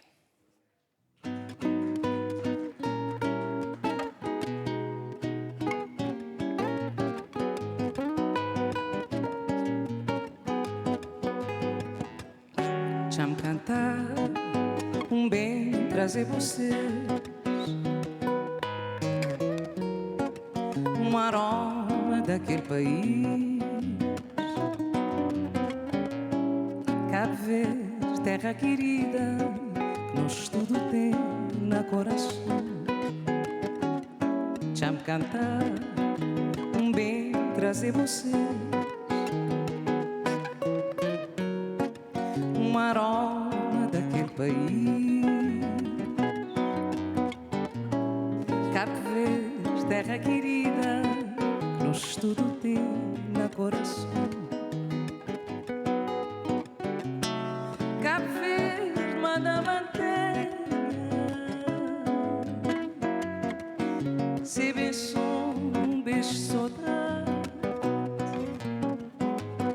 para todos os filhos na terra nós, ele dizer, vamos falar vocês, na serra com se tem que ir calor, para todos os filhos com o mesmo amor. Cabo Verde, manda manter, se bem som, beijo de saudade, para todos os filhos na terra nós, ele dizer, vamos falar vocês, na serra com se tem que ir calor, para todos os filhos com o mesmo amor. Já me cantar bem trazer você aroma daquele país. Cabo Verde, terra querida, que nós tudo tem na coração. Já me cantar bem trazer você aroma daquele país.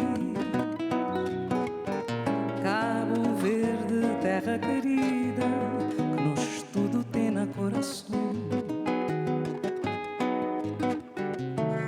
Cabo Verde, manda manter, se bem som, beijo de saudade, para todos os filhos na terra longe.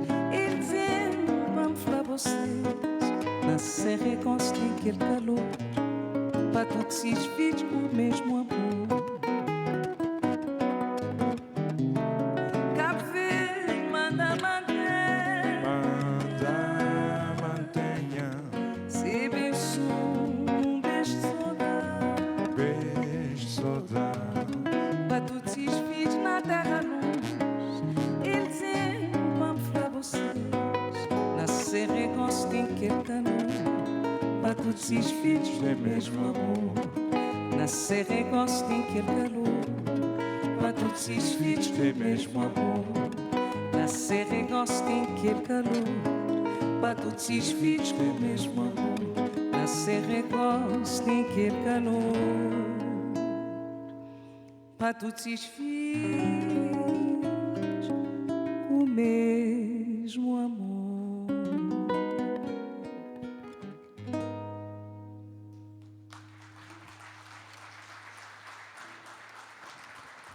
Obrigada. Thank you. Merci beaucoup. My name is Nancy Vieira. I come from Cabo Verde, Cape Verde Islands. Je viens du Cap-Vert. My colleagues, my friends, Osvaldo Dias, guitar, Olmo Marin, guitar. We are honored to be part of this special celebration. Thank you for listening to us.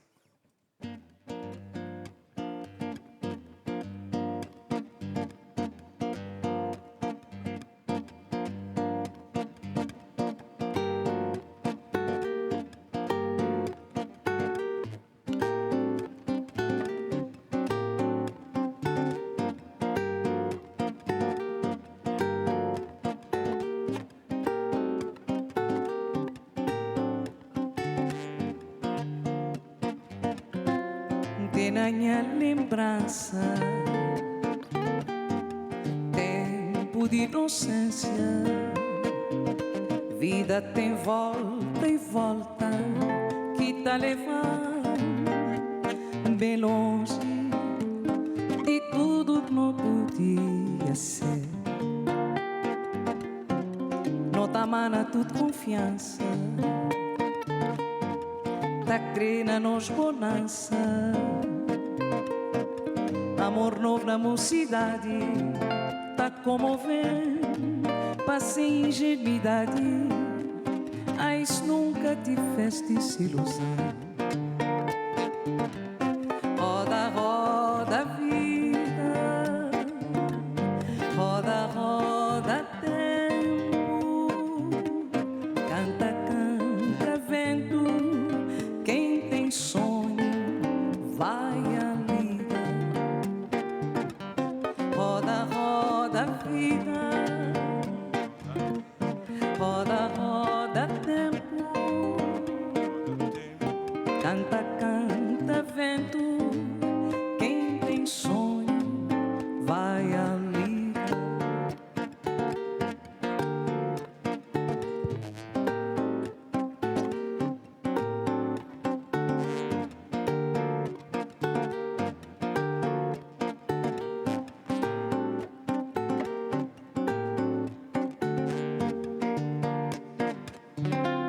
A criança que canta e da vida se encanta, maravilhando e sonhando, não sabe ainda da dor de perder o seu cantor. A sensação primeira que a natureza me oferece, na sua generosidade, pode não ser passageira, se guardarmos o seu frescor. Roda, roda, vida, roda, roda, tempo. Canta, canta, vento. Quem tem sonho vai à lida. Roda, roda, vida,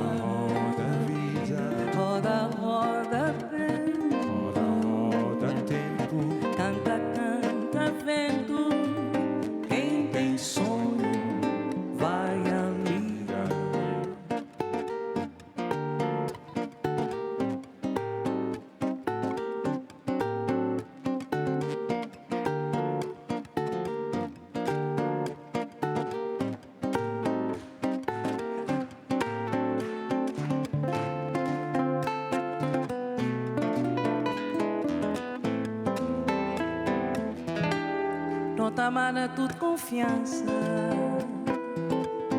Tá crer na nos bonança. Amor novo na mocidade. Tá comovendo, mas sem ingenuidade. Ai, se nunca tivesse desilusão. Roda, roda a vida. Roda a vida. Roda, roda tempo. Roda, roda tempo. Canta, canta vento. Quem tem sonho vai à lida. Roda, roda a vida. Roda a vida. Roda, roda tempo. Roda, roda tempo. Canta, canta vento. Quem tem sonho vai à lida.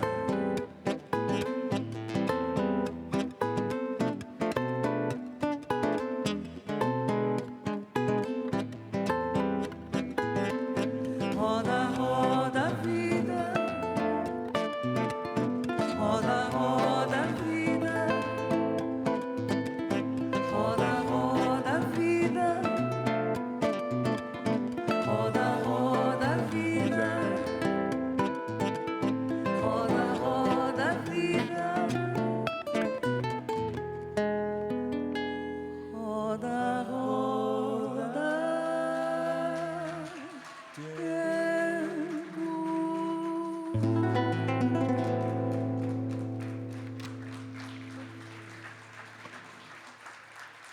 Obrigada.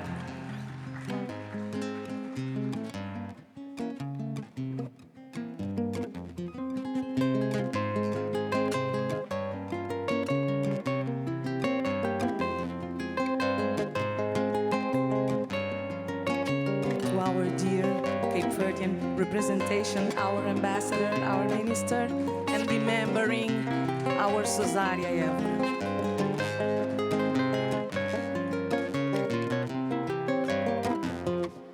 Lá nasceu boa estrela que cata brilhar e na mar boa areia que cata molhar espanhol nesse mundo fora só ótima terra pobre cheia de amor tem morna tem coladeira terra sabe cheia de amor tem batu tem fulana espanhol nesse mundo fora só ótima terra pobre cheia de amor tem morna tem coladeira terra sabe cheia de amor tem batu tem fulana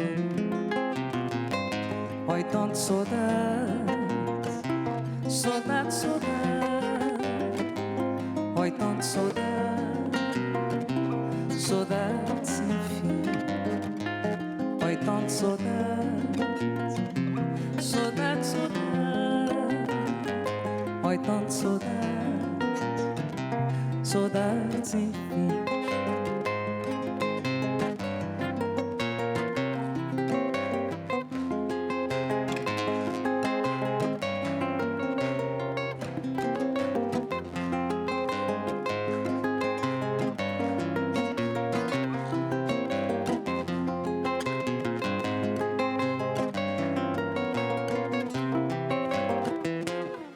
Lá nasceu boa estrela que cata brilhar e na mar boa areia que cata molhar espanhol nesse mundo fora só ótima terra pobre cheia de amor tem morna tem coladeira terra sabe cheia de amor tem batu tem fulana espanhol nesse mundo fora só ótima terra pobre cheia de amor tem morna tem coladeira terra sabe cheia de amor tem batu tem fulana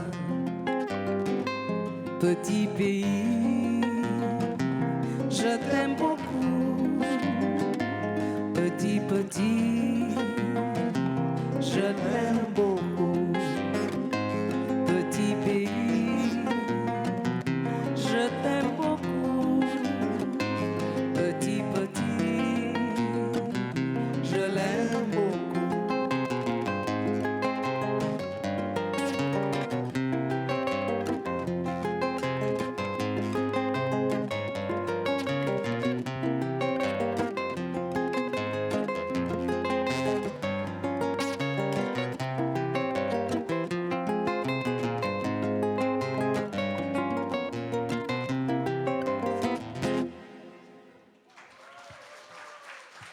Thank you. Obrigada. Olmo Marim, Osvaldo Dias.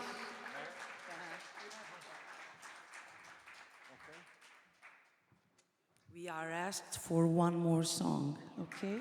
So thank you to listen. Say thank you. Amorna.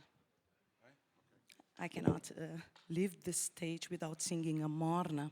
Our Morna is since 2019 is part of the UNESCO list of World Heritage, Património Cultural e Material da Humanidade. Amor, amor, beleza.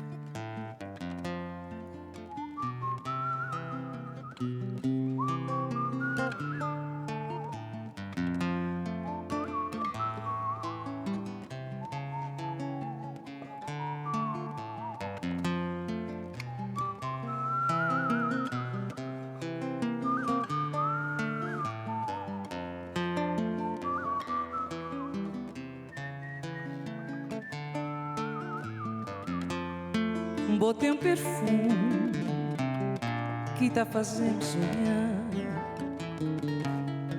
Boca Espírito Santo na minha altar. Botei um perfume que tá fazendo sonhar. Boca Espírito Santo na minha altar. Bos olhos pretos tá fazendo cuidar. A mim se vou amar tá ser outro Jesus. Bos olhos pretos tá fazendo cuidar. A mim se vou amar o mal morrer na mão. Bo mal tem pena de quem crê butir. Bo mal tem pena de quem crê dobro frio. Bo mal tem pena de quem crê butir. Bo mal tem pena de quem crê dobro frio. Abri bons braços, vou prender na boca cruz, para mim boi Cristo, na boa falar. Abri bons braços, vou prender na boca cruz, para mim boi Cristo, na boa falar.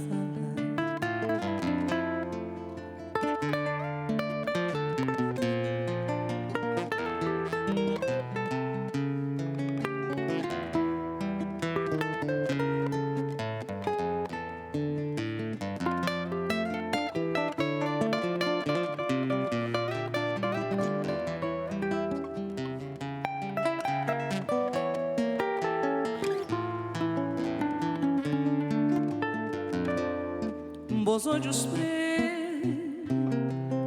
tá fazendo cuidar. A mim se vou amar tá ser outro Jesus. Bos olhos pretos tá fazendo cuidar. A mim se vou amar o mal morrer na mão. Bo mal tem pena de quem crê butir. Bo mal tem pena de quem crê dobro véu. Bo mal tem pena de quem crê boa timpere di che credo per abri bons bros vou prender na boca para me boi Cristo na boa falar bons olhos pretos tá fazendo a mim se boca o mal morrer na mar.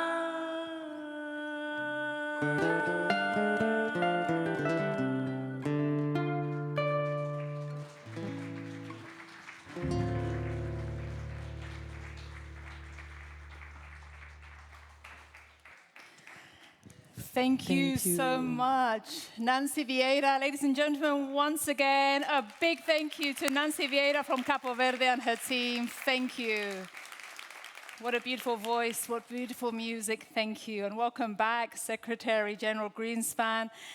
And now, ladies and gentlemen, the Secretary General will lead us through the rest of the day as moderator, and we will begin the first Leaders Dialogue, charting a new development course in a changing world. And it's an absolute honor to have on the stage His Excellency, the President of Comoros and the Prime Minister of Timor-Leste. Secretary General Greenspan, the floor is yours. Thank you.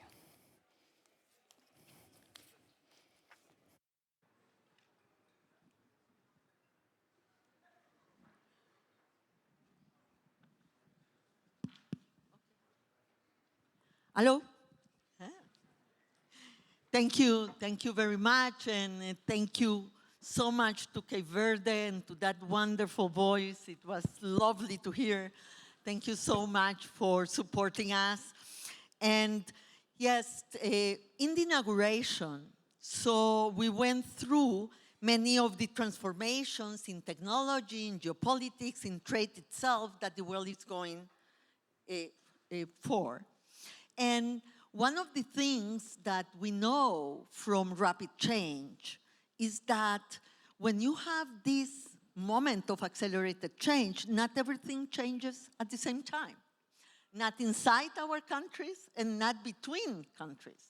There are sectors that go faster. There are sectors of the population that can adapt more quickly. There are countries that face different challenges and can adapt better or not to the new circumstances. And so I have the honor to have this conversation with the President of Comoros and with the Prime Minister of Timor-Leste. And there are some similarities also, as we heard, from Comoros and Timor-Leste being, small island developing states and facing the problems of climate change. But there are particularities in their view, in their challenges, in the priorities that they have set up for their countries. So I will start with the President Assoumani from Comoros and ask the President to share with us. We were talking yesterday, President, and we heard you very attentively today. We were discussing the challenges of your country. And in a way, you were very strongly saying we need to diversify. And the African continental free trade area is a very important element of your strategy for the future. Can you share with us, President, if you are optimistic about those possibilities, and how do you see the main ways in which the international community can help you in the priorities that you have set for your country? Can you expand on your initial intervention in the inauguration? Thank you.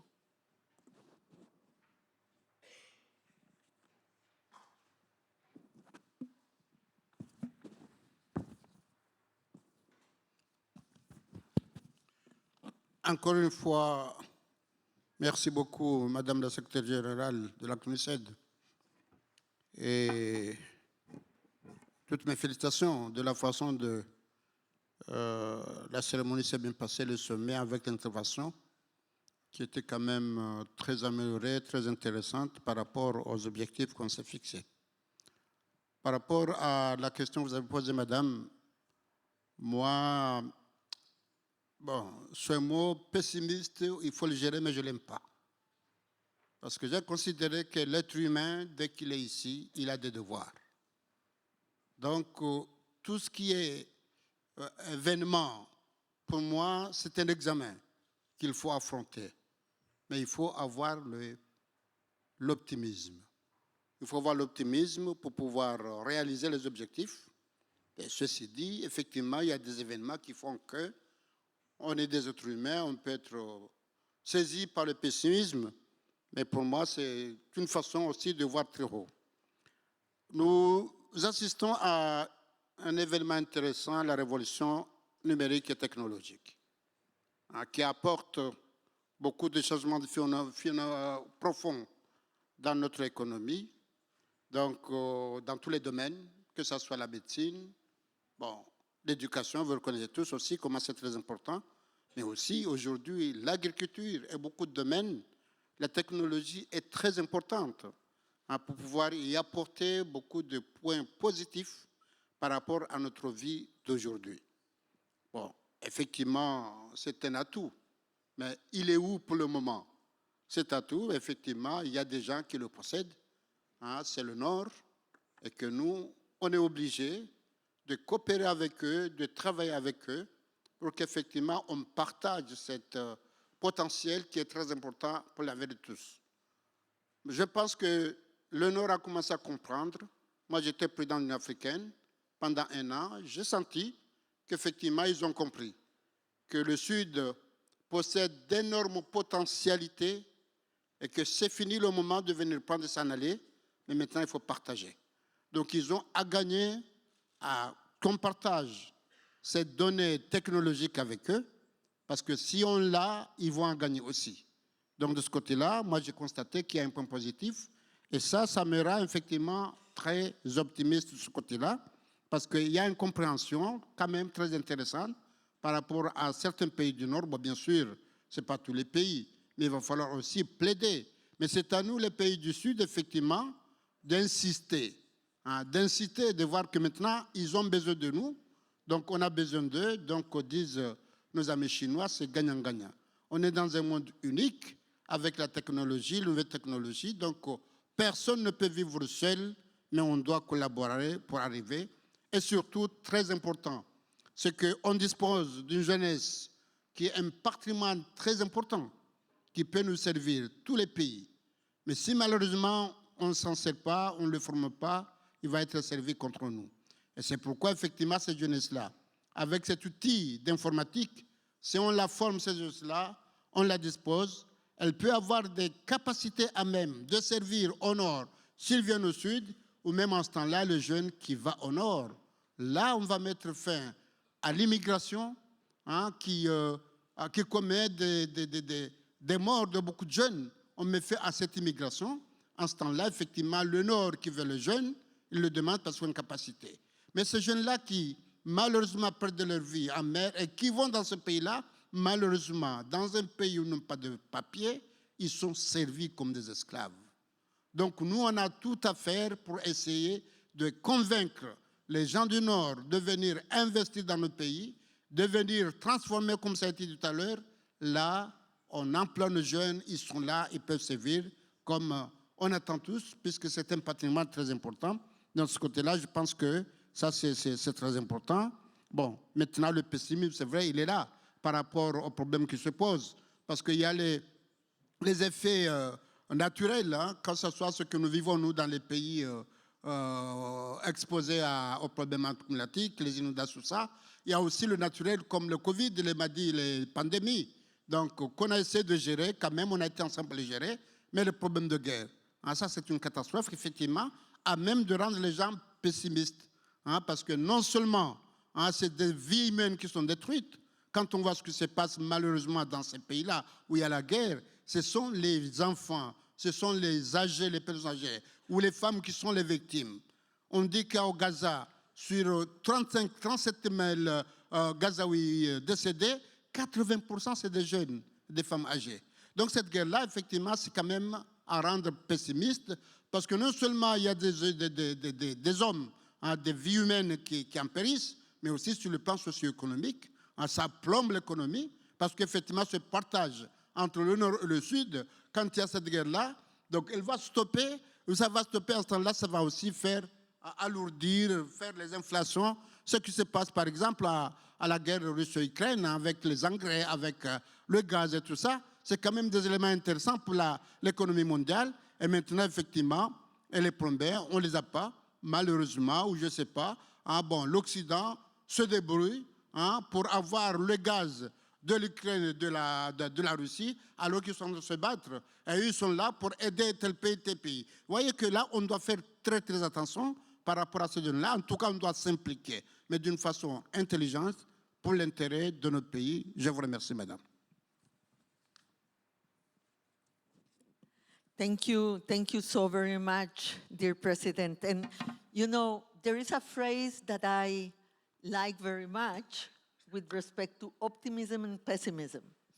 And I heard once somebody saying, well, you know, optimists and pessimists, we die the same, but we live different. And I think that that says it all. Yes, you have to try, you have to thrive, you have to organize for the best result. And the President has said that very clearly. And I like very much your point, Mr. President, with respect to the youth and the need for employment for the youth, for opportunities for the youth, so they don't have to cross risky oceans and lands to be able to have opportunities. And obviously, systemic shocks affect everybody. They affect the price of food of people that live very far away from where the problems are, but are affected the same way. That is our interdependence, our interconnected. So thank you so much for your reflections. So let me go to Prime Minister Guzmão and ask you, Prime Minister, you talked in your intervention in the morning about this group of fragile countries, G7+. Can you extend your thoughts and the priorities and objectives that this group have? How do you see it? How the rest of the world can help the priorities and the objectives that this group, G7+, have established for themselves? The floor is yours. Thank you. Thank you. This is a big problem. A big problem, not for Timor-Leste, of course, but a big problem for all of these countries. Just look, just to give you an example, Yemen is a member of G7+. We planned to go there and to help them to talk about their situation and how they reconcile, how suddenly Saudi Arabia and Iran used the Yemen as a arena of war, and they are suffering there. Well, to solve this, it's like the Gaza's now, the problem of Palestine, like in Ukraine. There are people that think that they must win the war with weapons. And in Yemen, they are suffering, dying. But in other countries, when we say fragile state, we say that the state is not strong. The institutions of the state are not strong yet. in there, and fragile in conflict or post-conflict. In conflict, we went to some places, we tried to persuade the different groups to reconcile, to stop the conflict. But in other places, post-conflict, they need help because without peace, no development. But if you have peace and you don't develop, will not be peace. I went 2 years or 3 years to World Bank with our colleagues from G7+, where they started to build, to solve the conflict, to end the conflict, and we asked for help. Nothing. Nothing. This is the problem of the world. Why we say that we are against the formula one size fits all? Because the developed country, when they go and help, they just say, do this, but they don't consider the particularity of each country, the characteristic of the population of each country.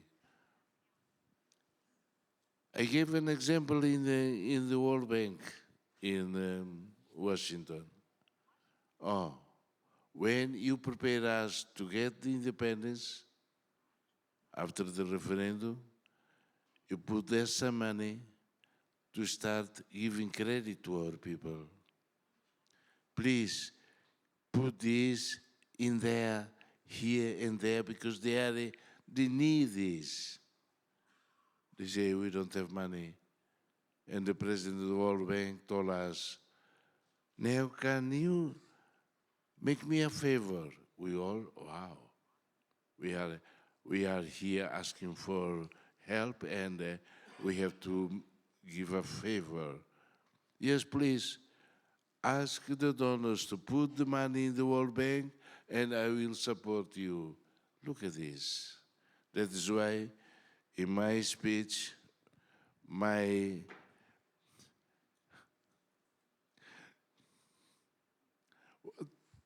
what I said, it is not from myself, but from the groups that we belong to.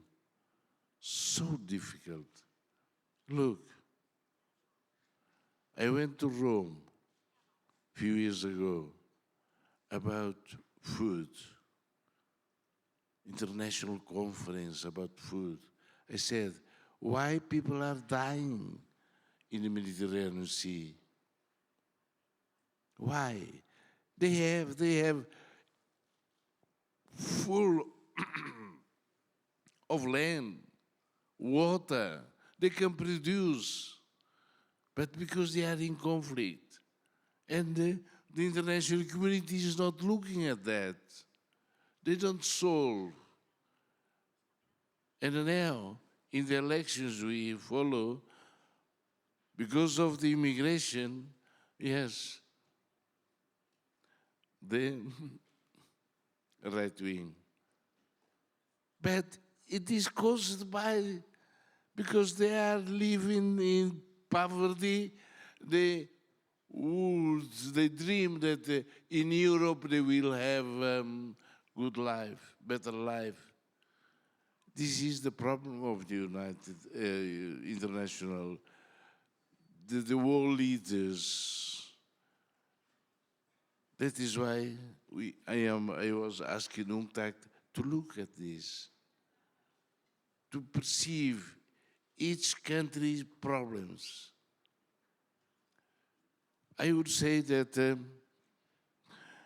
I could say, oh, Timor-Leste needs this, but no, because we are a member of a group of rich countries, like Central African Republic, very rich. And there are many groups fighting each other because of countries from Europe paying this, paying that, just to take the resources that they have. Please help us to solve these problems. Because if we talk about trade, yes, but in many places, what they can trade, what they can buy.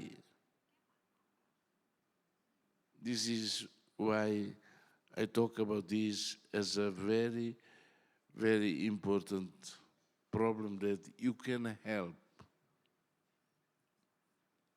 Can help there, like the president of Comoros said, there, with your presence, you can build a civil society. You can educate the young people to love the country. Civil society is very important because in many countries of G7+, the politicians are not well oriented to serve the people and the nation. This is a big problem. When we talk about Gaza, yes, we cry because they are dying. When we talk about Ukraine, yes, just look. Having Putin as the worst enemy, but in Berlin, they said already yesterday, 450 billion euros. And what about the population of Europe? Now that we feel demonstration, the closing the schools, closing the hospitals, all because of this. Why the world leaders don't see the causes and don't try to avoid the war? We say that, we talk about that because G7+ in conflict or post-conflict. Now, when we talk to each other, conflict is what, tell USA, tell Putin, they stop the war. Our war here, our conflict here, has no difference. Don't cause anything at all to the world, but the war there. That is why, please, not only to teach trade, to help people with Asikuda, with all the technology, but to build an environment, a social environment that can receive what you give and they can develop the country. Help countries to help themselves, yes? Yes, without peace, there is no development, but once you are in peace, you need to maintain it. And to maintain peace, you need development. And it's absolutely true that no one size fits all. So I think that we have learned that very strongly. We can learn from each other. In fact, South-South cooperation is an important way to learn and to be able, yes, to learn from the experience of others, but you have to put it to work in your own circumstances. Let me say that when we discuss the financial international support for a crisis, one of the things that is now being discussed, and I think that is a very important point, is how we connect the humanitarian action to the development action. And this has been a long-standing conversation within the UN. And I have said many times that the humanitarian community have developed very important instruments to help very quickly. They have search capacity, and the search capacity is of people and of resources to try to get to where the need is very quickly. But development doesn't have search capacity. You know, many times the crisis starts by a crisis of development. And we many times don't have the instruments in the development community to be there quickly with resources, with support for the countries to be able not to get into a cycle of crisis that will end up in a humanitarian crisis at the end or on a conflict crisis at the end. So it is true that development is a long-term process. But, as we say so often, the short and the long term start at the same time. When you don't prevent, then instability can develop and conflict can come back. So, very well said. So now we have to give the floor to the audience that is with us. So can we call our anchor to help us give the floor to the interventions and the questions that will be made to the presidents and prime minister that is with us? Thank you. Secretary General, but before we open the floor to questions, we have a surprise. What an honor, ladies and gentlemen, now to have this special anniversary address from the President of Brazil himself, President of Brazil, Luiz Inácio Lula da Silva. Meus amigos e minhas amigas, quero agradecer o convite da secretária-geral Rebeca Grynspan para participar da comemoração dos 60 anos da UNCTAD. Saúdo a todos que contribuíram e trabalham para a construção dessa organização. O Brasil tem muito orgulho de fazer parte da história, do presente e do futuro da UNCTAD. Estivemos na primeira conferência em 1964, em plena Guerra Fria. O G77, criado ao final desse encontro, até hoje, nos permite coordenar posições entre os países do sul global. Pensadores sul-americanos, como Raul Prebisch, primeiro secretário-geral da UNCTAD, e o brasileiro Celso Furtado, que também esteve na conferência inaugural, trouxeram uma nova visão do desenvolvimento para discussões sobre a economia global. Uma visão que considerava não apenas o crescimento, mas também as desigualdades e injustiças. A nova ordem econômica internacional, em cuja formulação a UNCTAD desempenhou papel essencial, representou nossas reivindicações por um sistema financeiro internacional mais justo e eficaz. Durante o auge do neoliberalismo, a UNCTAD continuou apontando caminhos para o desenvolvimento e o bem-estar. Desta vez, sob o comando de outro brasileiro ilustre, o diplomata e ex-ministro Rubens Recupero, que entre 1995 e 2004 foi seu 5º secretário-geral. Posteriormente, a organização tornou-se um espaço fundamental para o cumprimento dos objetivos do desenvolvimento sustentável da Agenda 2030. Hoje, os múltiplos desafios enfrentados pela humanidade tornam a UNCTAD ainda mais relevante. As pandemias, a mudança do clima, a crise do endividamento soberano e os riscos da inteligência artificial, entre outros, demandam soluções transparentes e duradouras. Na presidência do G20, o Brasil conta com a parceria da UNCTAD para alcançar resultados concretos no combate à fome, à pobreza e às desigualdades, com destaque para o desenvolvimento sustentável e a reforma da governança global. A presença do embaixador Celso Amorim, que me representa nesse momento de celebração, expressa nossa confiança na UNCTAD e na sua capacidade de pensar e construir um futuro mais próspero, mais justo e exclusivo. Um grande abraço.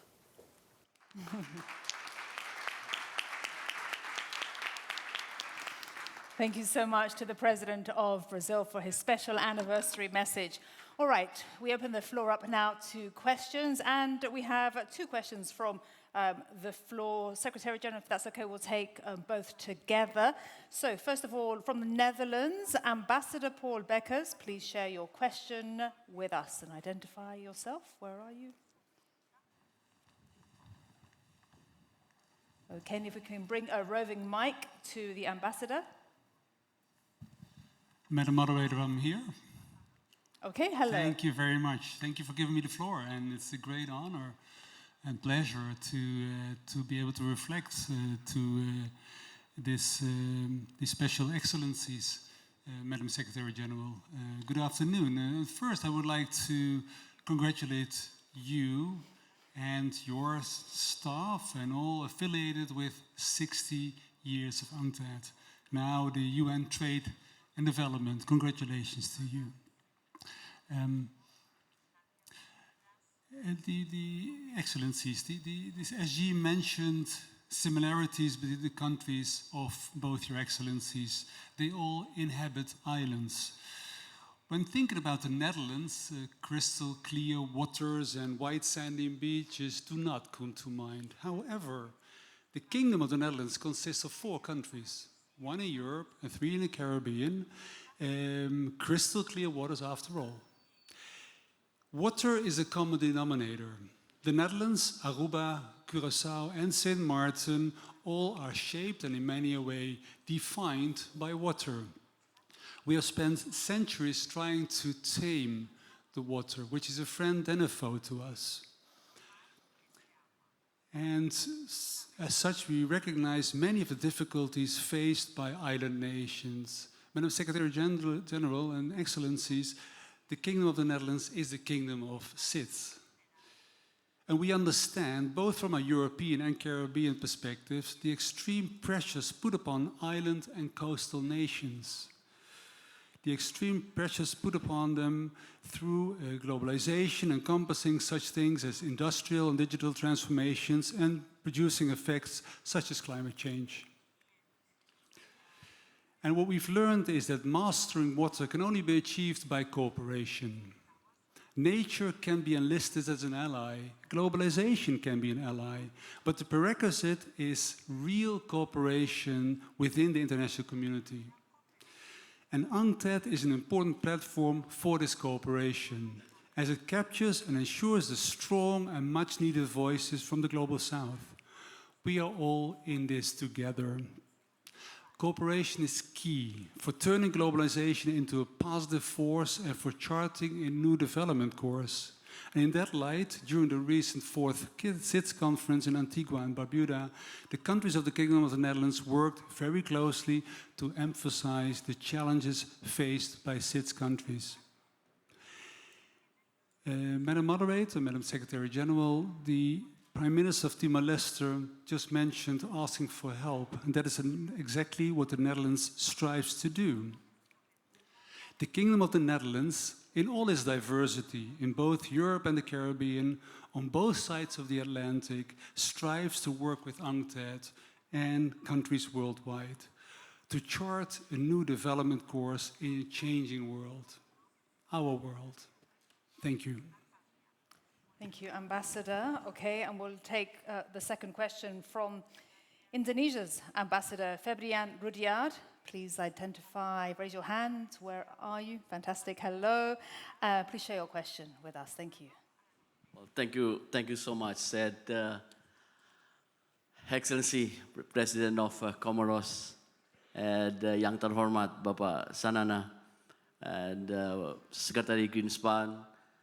First of all, I would like to extend my appreciation and gratitude for SG Greenspan and her team in organizing this event of 60th anniversary of UNCTAD. We highly value the presence and insightful remarks from the President of Comoros and Prime Minister of Timor-Leste. As a leader of island state of the Global South, I believe Your Excellency experience and perspective are very invaluable to our collective effort in addressing the unique challenge of our nation and a broader Global South. My own country, Indonesia, as an island nation, can also draw a lesson from this shared experience that you have been put forward in your statement. Excellency, we confront new and future challenges. We're striving to overcome existing ones, ranging from climate resilience, poverty eradication, limitation of development resources, and also balancing our economic pursuit with its environment protection in achieving SDGs. UNCTAD must continue to play a role in addressing these challenges. It could and always be the beacon of hope for developing countries. And UNCTAD shall continue as well to be a platform for dialogue, cooperation, and collective action to address global challenges. This year's 60th anniversary of UNCTAD also coincides with the 60th anniversary of G77 in China. As we commemorate this milestone, I would like to invite us to reflect on our achievement and redouble our efforts to advance the principle of solidarity, cooperation, and shared prosperity. In responding to your remarks, Excellency, I have one point of reflection to share. We know that South-South cooperation remains a cornerstone of our multilateral framework, while we are embracing collaboration with our development partners. Often, as the South, we exactly know what we don't want, but we're not clear to know precisely what we want. Thus, I wish to ask, Excellencies, how can we collectively address the challenges faced by developing countries in this current multipolar nation-centric world? I believe this view could serve as an input for Indonesia in preparation for our 70th year commemoration of Asia-Africa Conference, which is embodying the Bandung spirit next year. Thank you, Madam Greenspan. Thank you, Ambassador. Over to you. Thank you. Thank you very much. Thank you very much for the interventions of you two. I will give the President and the Prime Minister the floor to make their end remarks. But let me thank Netherlands, really, for the support that we have received. Netherlands has been one of the most important countries in supporting us in the Global Crisis Response Group. Really, thank you for your cooperation.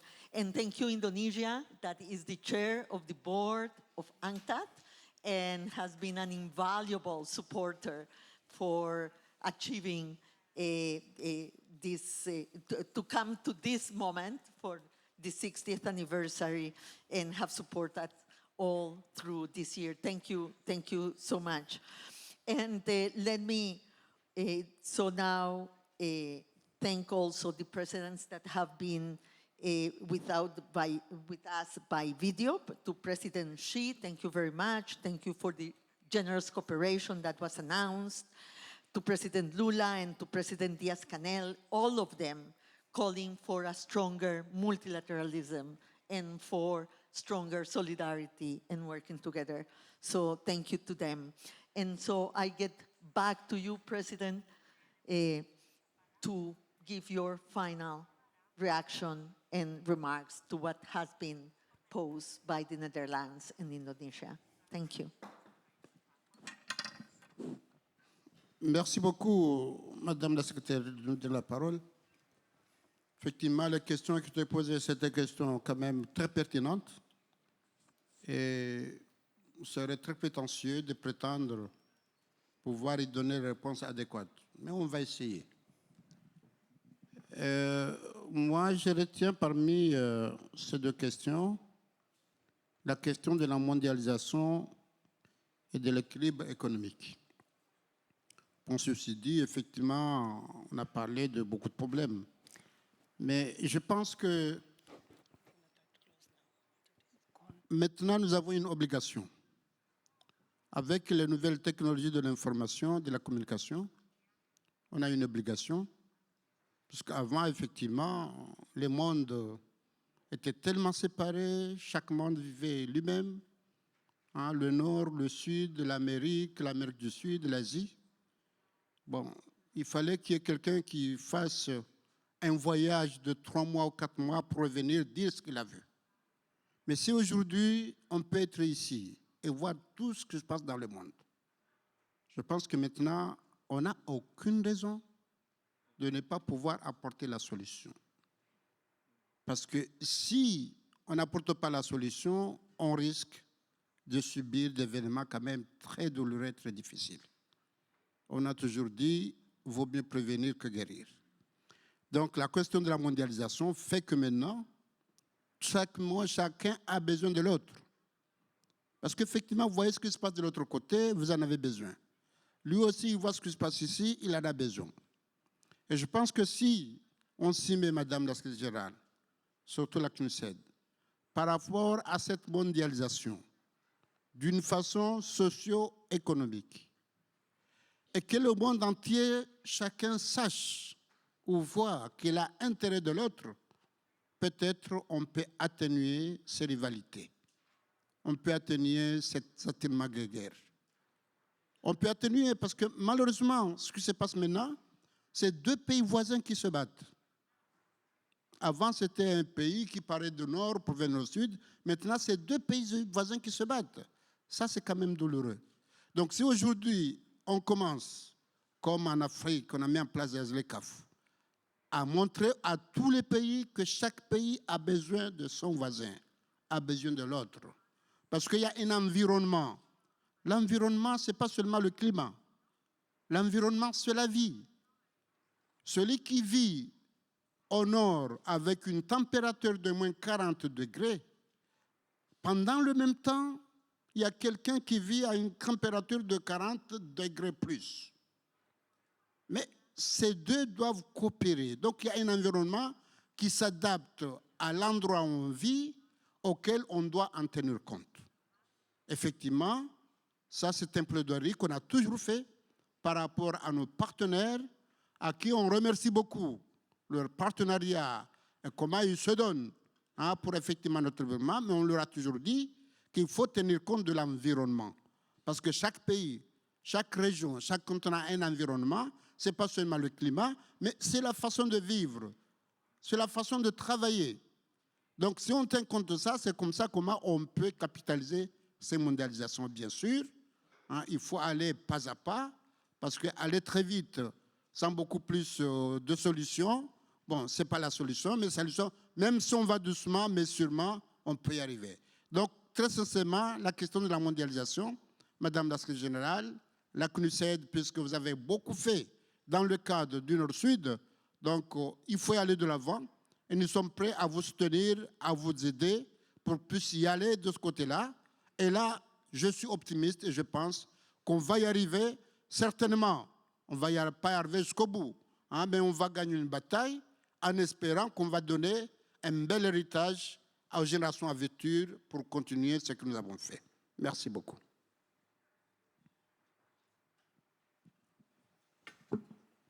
Prime Minister, you have to close in 2 minutes. About? Thank you. About what? So the floor is yours. About what? About what was discussed. Final remarks. Oh, final. Because it is final, I would like to thank the Netherlands and to thank Indonesia.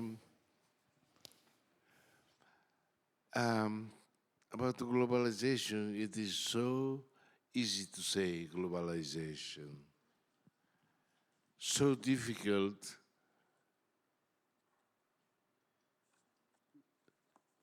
to bring these words to a very practical sense in many, many countries in the South. Indonesia, you talk about South to South. Yes, beautiful, South to South. I was chairman of UNESCAP for 1 year in 2013. Nothing, absolutely.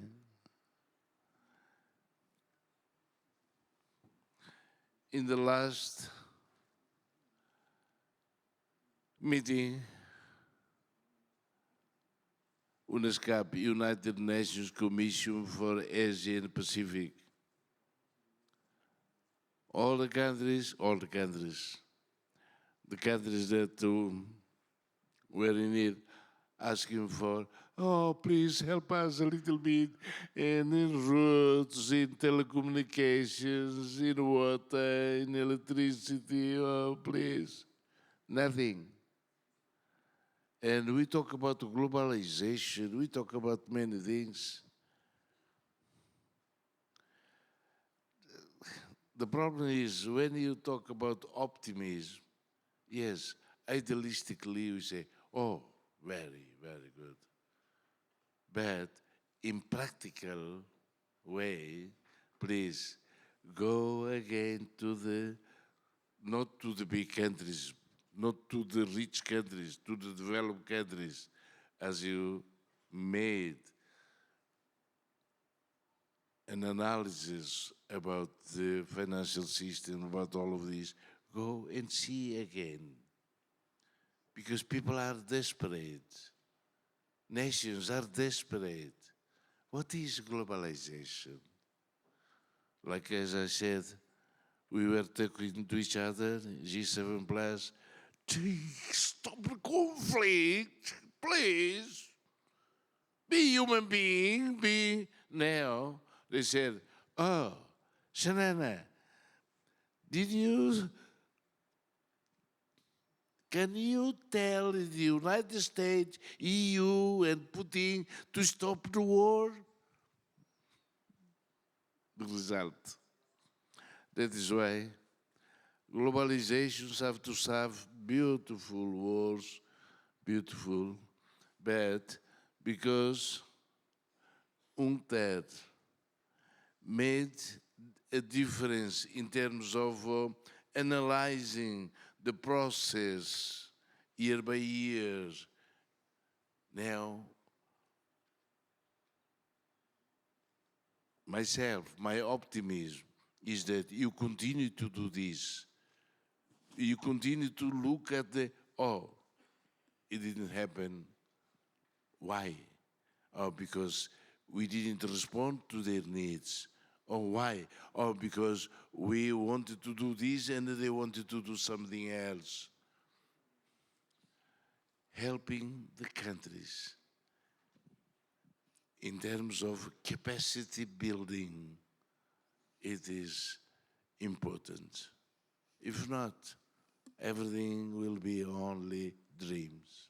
Thank you so much, Prime Minister. And so here we end this part of the program. Thank you again to the President of Comoros, to the Prime Minister of Timor-Leste. Please, a big applause to our guest. Thank you. Apa kabar?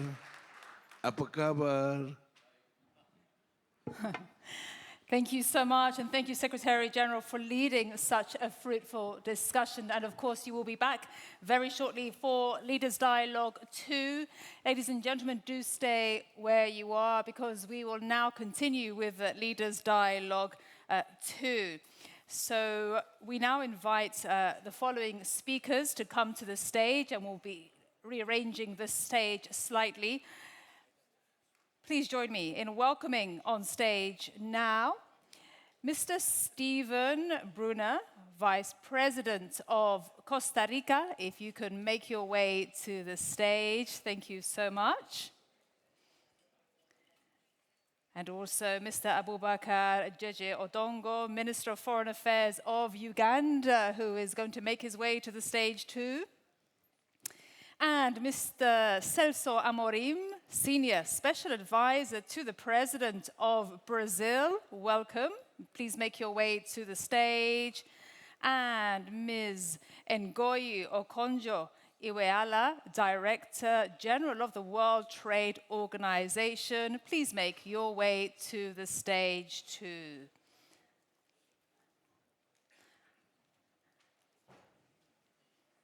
All right, I will repeat those names. Mr. Stefan Brunner, Vice President of Costa Rica. Mr. Abubakar Jeje Onjo, Minister of Foreign Affairs of Uganda. Mr. Celso Amorim, Special Advisor to the President of Brazil. And Ms. Ngoyi Okonjo Iweala, Director General of the World Trade organization. Are we all here? I believe, hello.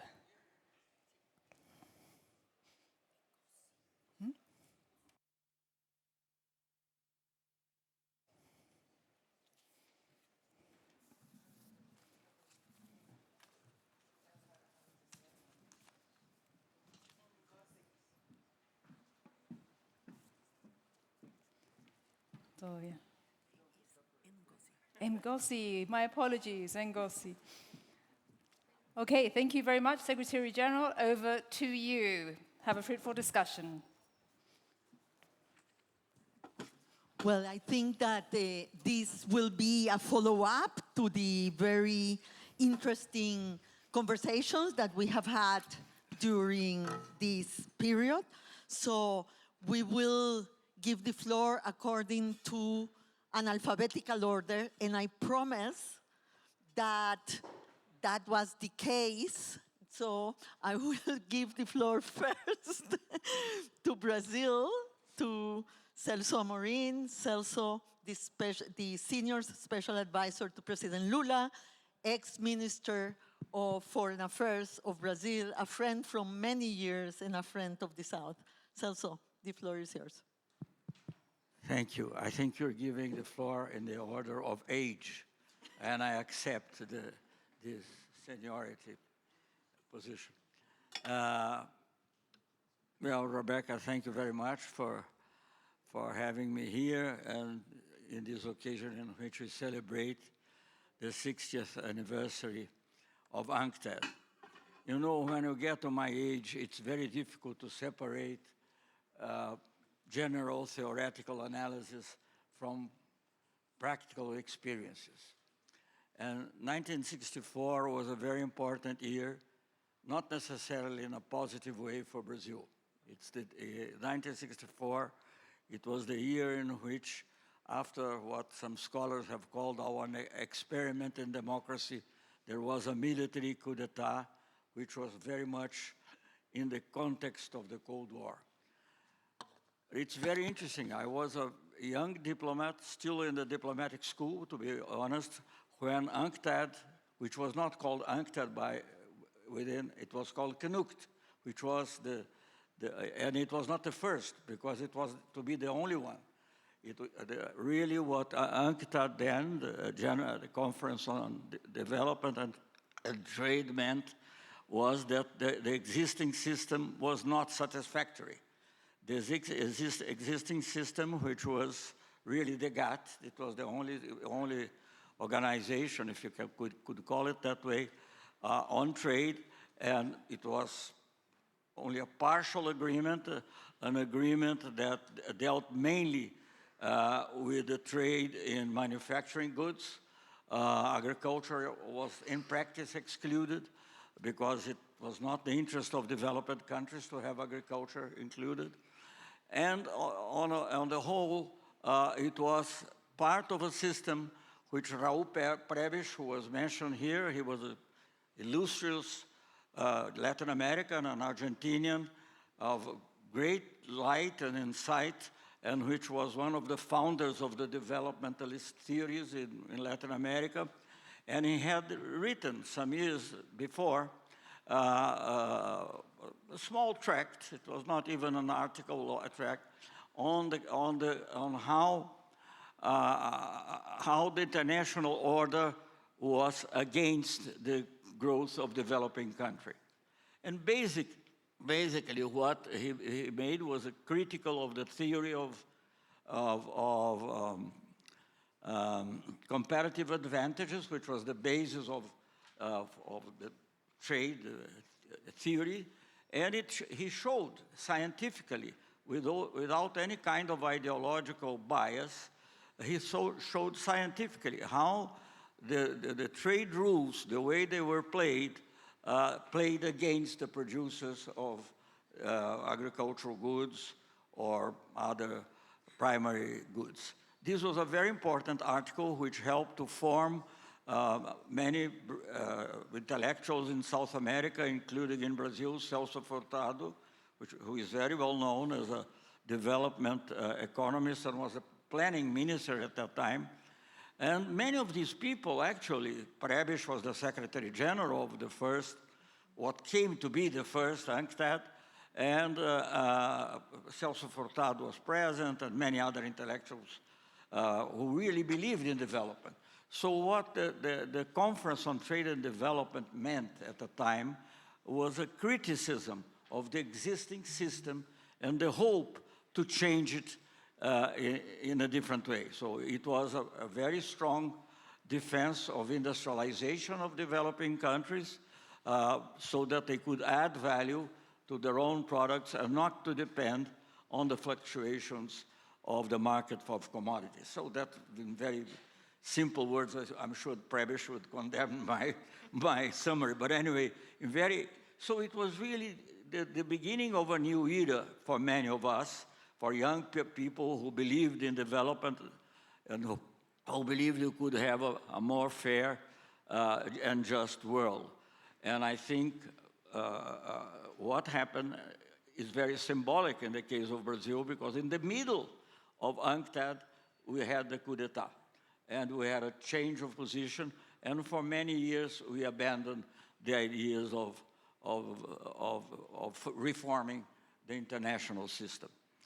So, and you see still today, President Lula, when he speaks of the priorities, now Brazil is in the presidency, the chairmanship of the G20, when he speaks of his priorities, he concentrates on inequality. We were not able to change that.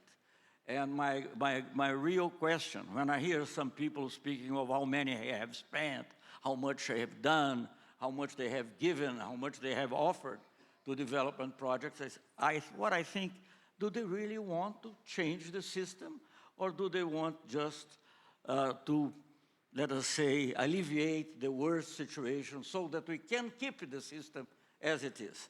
And I say that not only based on theory, not only based on numbers, but to a large extent based on my own experience. I was for a long time a trade negotiator for Brazil, both as ambassador here and later on, as you mentioned, as foreign minister. And Brazil has this peculiarity that the foreign minister is the one who is in charge of trade negotiations. And I don't want to make it a long story. I will only concentrate on the latest part. I was the main negotiator at the time of the Doha Development Round.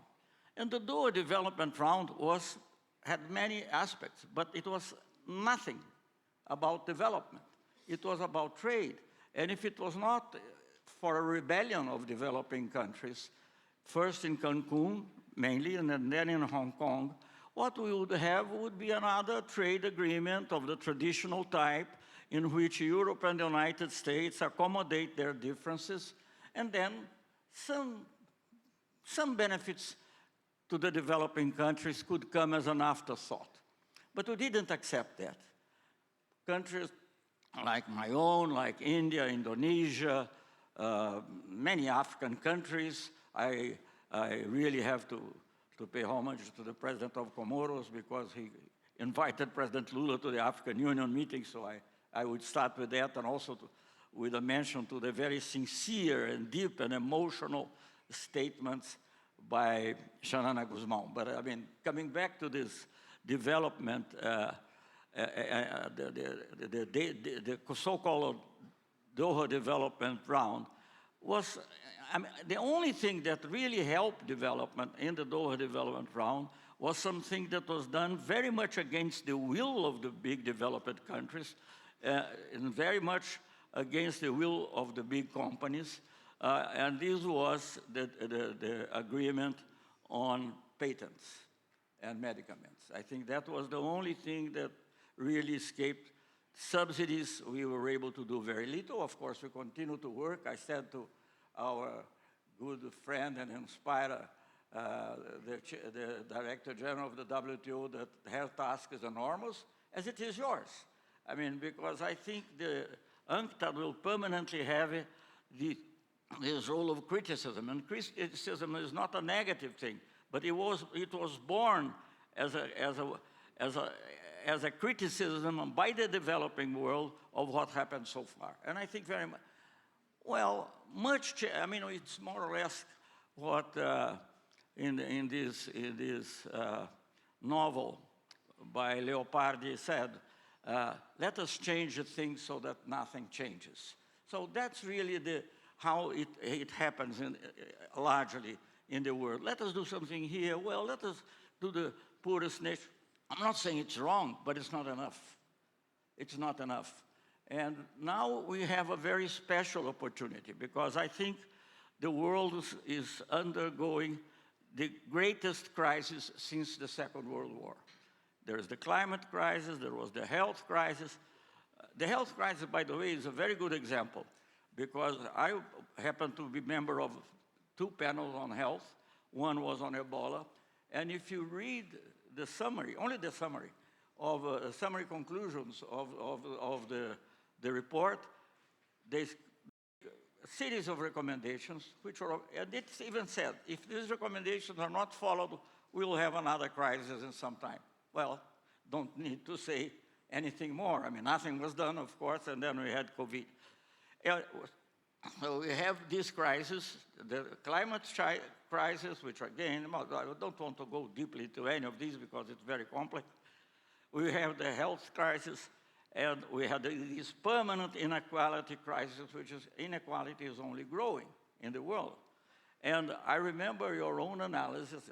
You pardon me if I mention to you, but I remember your own analysis when I had already been appointed the Director General, but I was still in transition, and you said that 2 countries produce 90% of the new digital intellectual property. Well, or in other new words, of artificial intelligence. So how I mean, Ngozi alone cannot deal with that. It goes beyond. It's a broader question. And I think this is something that UNCTAD can and should do a lot. I mean, to work for that the new challenges, we're able to deal with them in a way which really changes things. And intellectual, I'm not a specialist, but as far as I can see, artificial intelligence, for good or for bad, is something new. It's like the invention of fire. It's like the invention of nuclear energy. And so we have to be sure that it's used in a positive way and that the rules that we create are rules that are fair and just. We don't want, it's very good when I see China and the United States negotiating because this puts away, to some extent, the danger of a terrible war. On the other hand, I remember a little bit how the NPT, the Nuclear Prohibition Treaty, was created by the Soviet Union and the United States with the elimination of everyone else. France and China were very quick. Britain had already something, and they were able to get as permanent members, as nuclear powers and from the other countries, well, either you become a pariah, either you become something that you are not a pariah, but you were condemned, or you resign totally to that.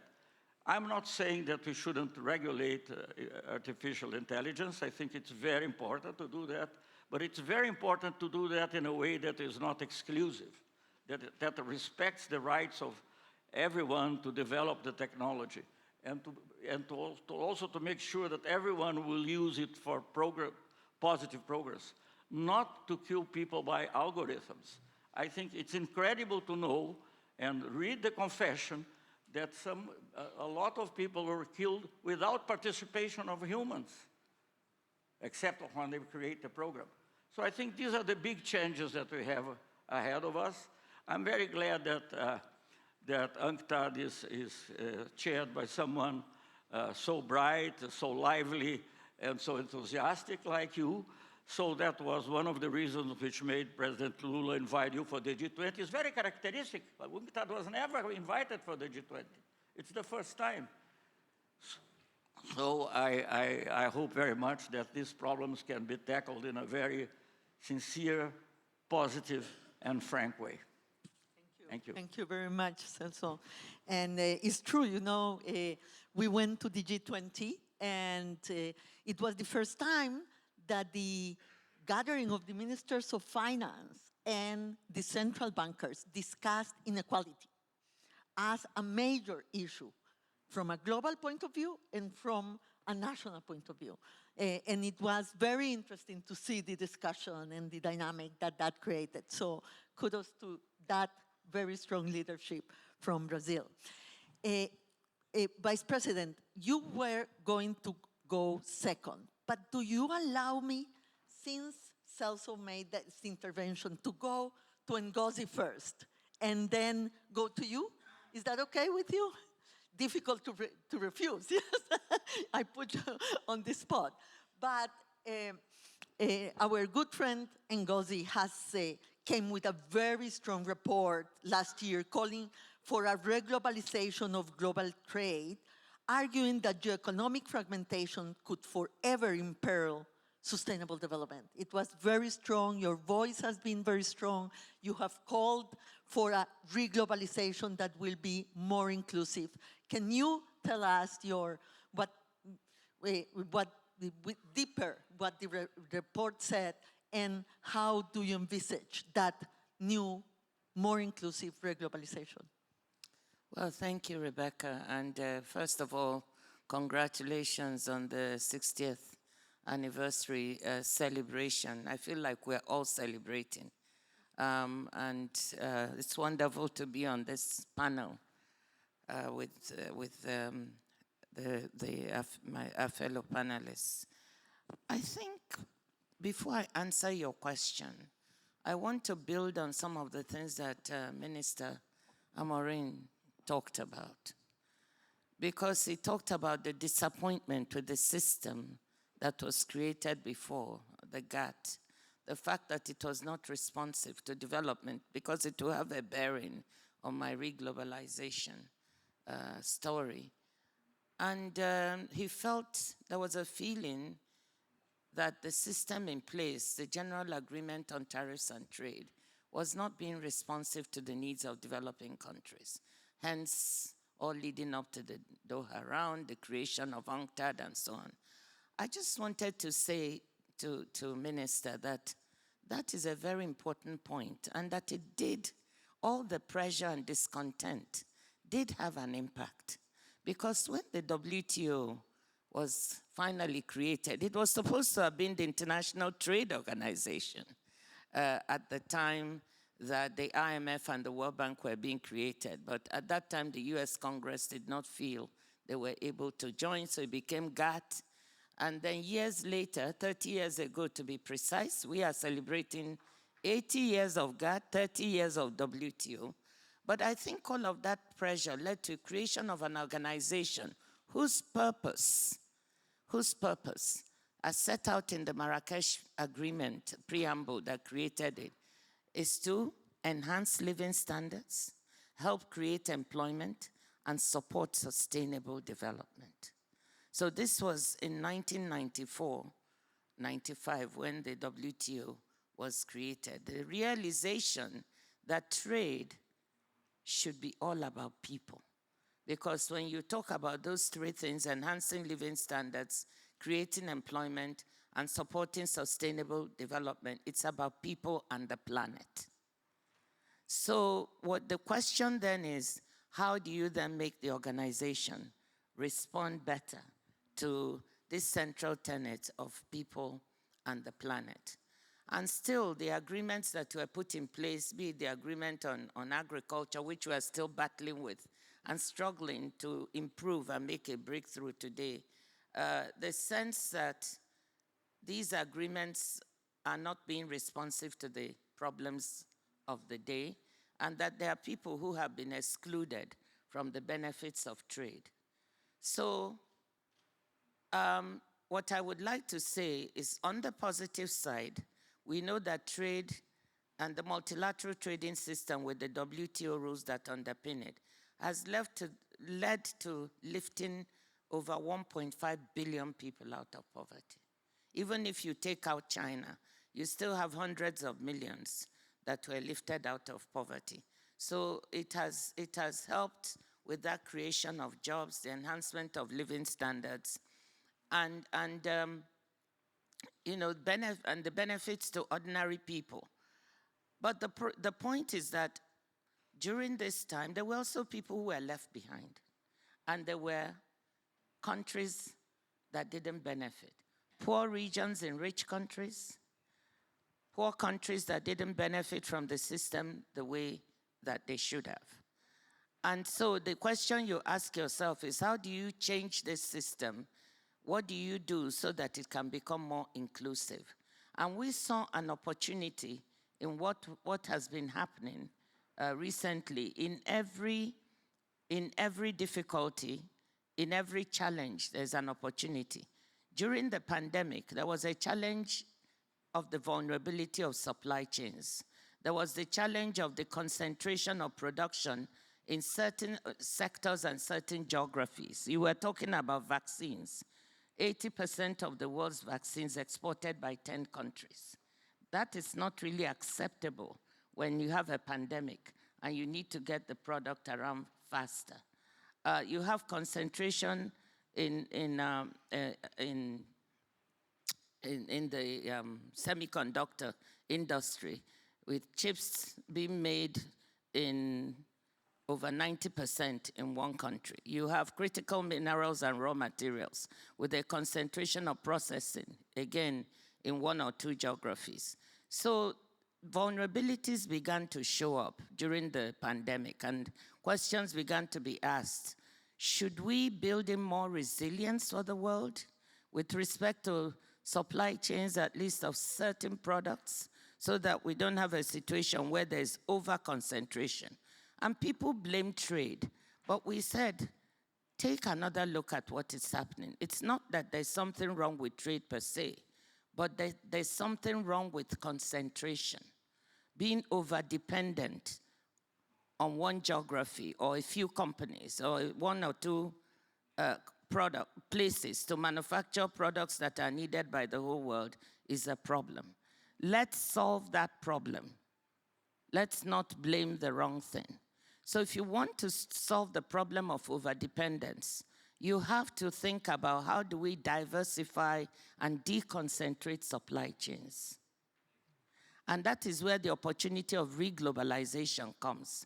So instead of saying, let's deglobalize and forget about it, why don't we reimagine globalization and use this opportunity of wanting to build resilience in supply chains to encourage diversification to those countries and geographies that did not benefit in the first place.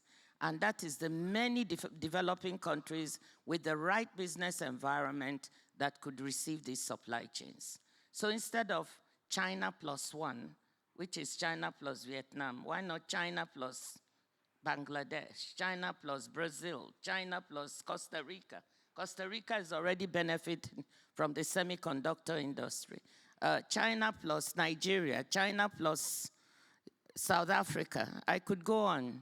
China plus India is not, India and Indonesia are normal. What I'm trying to say is there are other places. Morocco, for instance, is a poster child for doing well in deconcentration of some supply chains like aviation and so on. So reglobalization is a call to rethink the way supply chains are being set up.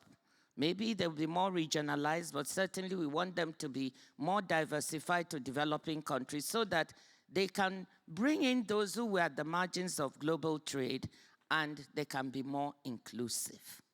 So we believe that you can use trade and this instrument of reglobalization to bring in inclusiveness. Whether it's inclusiveness of poor regions in rich countries, poor countries that didn't benefit, poor people, SMEs that are usually at the margin, women, you can use trade as an instrument to do better. Thank you so much, Ngozi, for that. And I come from a small country, and we need trade. We cannot make it without trade. And it's true that we have to find what are the rules that will allow for the inclusiveness that you call for. And I said today that multipolarity with multilateralism that will set rules that will benefit all will be a better answer than fragmentation. Yes. Now, sometimes we think about fragmentation, and we think that fragmentation will end interdependence, but that's not true. Even in a fragmented way, we will all be interdependent, but with worse rules of the game. And then it will bring us to a worse world, not to a better world. So, Rebecca, we need more, we don't need over-dependence.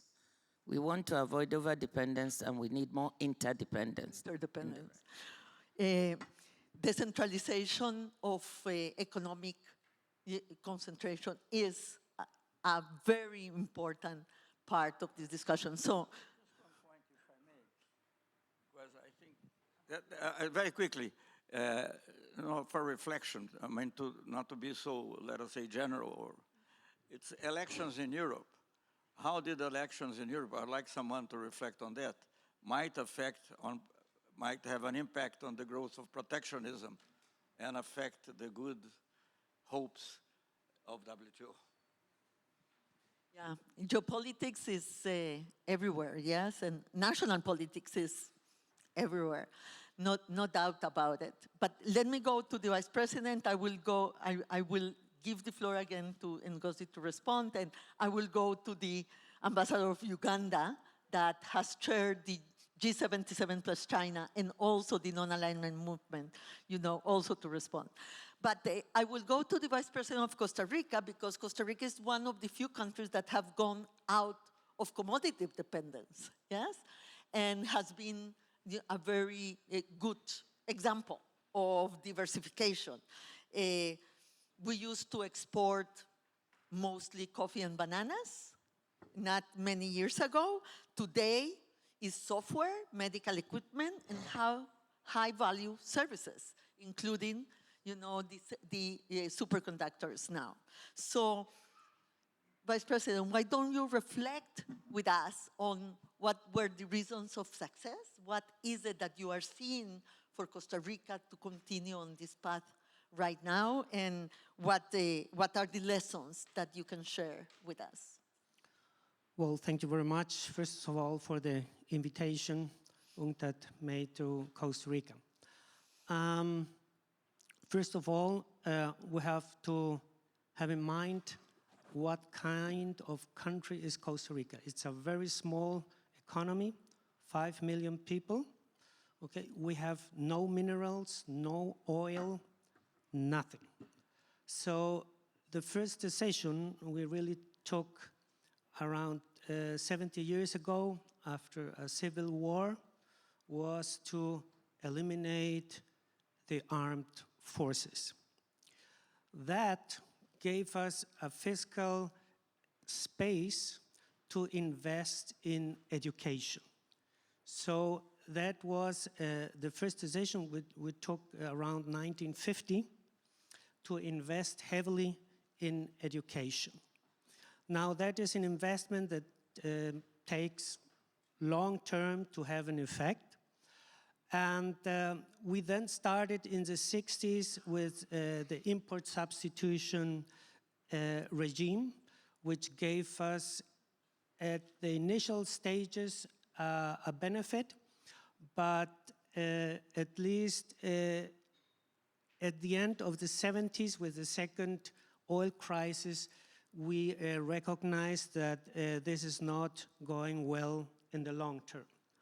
So after that crisis, we took the other way.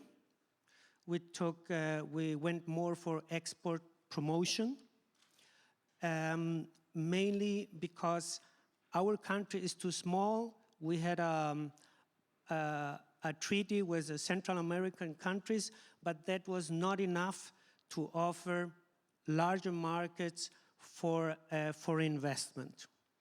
So we went through the 80s with export promotion, and from there on, we saw that the education would pay off, because if you don't have the skilled workers, the corporations are looking at, you can do whatever you want, they will not come. That is the first thing, skilled workers' education.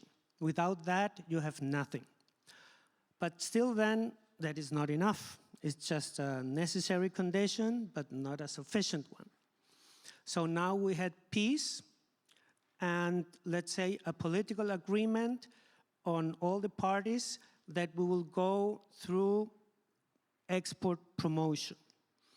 Now we implemented an export promotion and investment attraction agency, which is very important to give support to interested investments of other countries. At the beginning, we were not selective. We just took everybody who wanted to invest in Costa Rica were welcomed.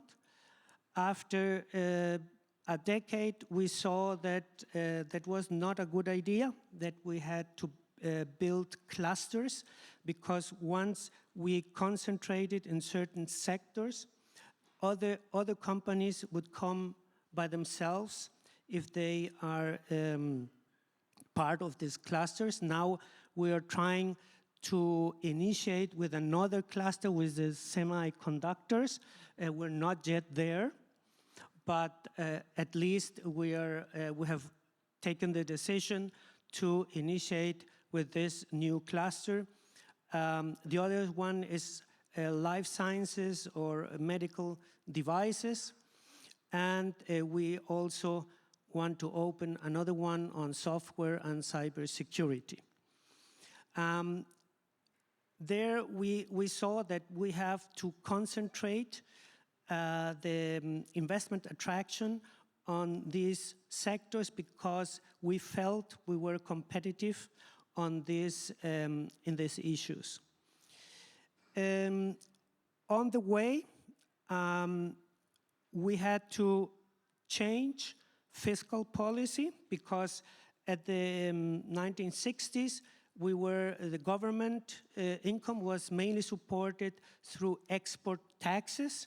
We had to skip that completely and go on VAT and income taxes, which was a huge movement for the state. The second one is the monetary policy. You have also to adapt that in the sense that the foreign exchange rate has to move at least a little bit more than a fixed exchange rate. You have to move it with, in the sense of more like a market where you have demand and offerings, and it has to respond to that. After that, things went very well. Also, we have the impact of the 2000 crisis, of the 2008 crisis. And in terms of the nature, we also have, that is like our only natural resource is 6% of biodiversity of the world. We concentrated tourism on this particular sector. And but still then now we are recalibrating our policy, because now we noticed that all the companies which came to Costa Rica were concentrated in the central part of the country, where almost 50% of the population lives, but in rural areas we had almost nothing. And that is the problem with the inequality. And now, 2 years ago, we reconsidered and we installed a second investment attraction regime, which is only for rural areas, which is even more generous than the first one. And well, with these things will continue somehow.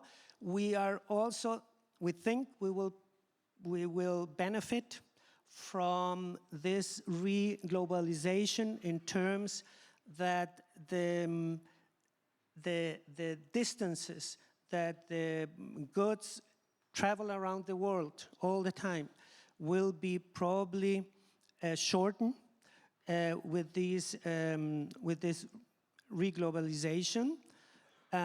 Also because to make it more resilient to climate change, we have to shorten all the transport distances.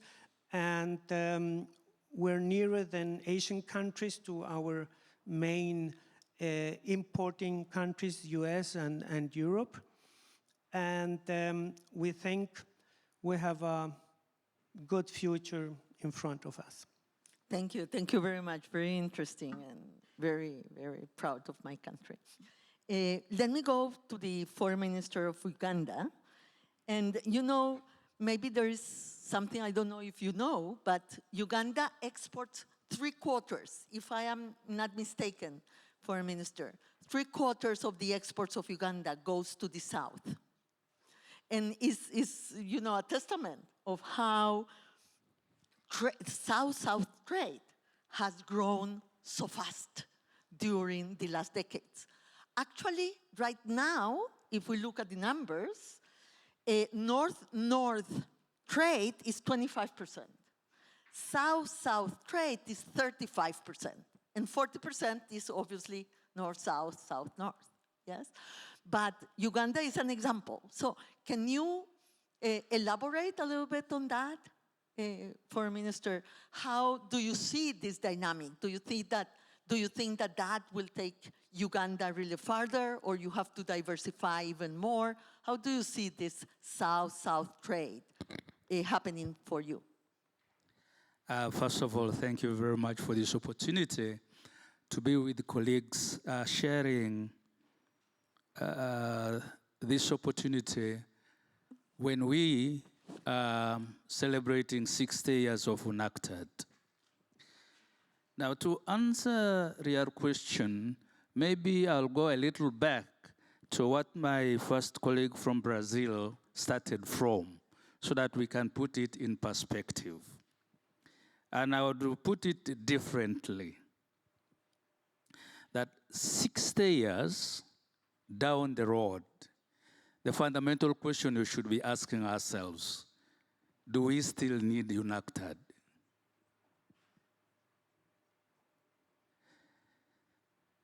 My answer to such a question, and therefore coming to responding to what you've just said, is an emphatic yes.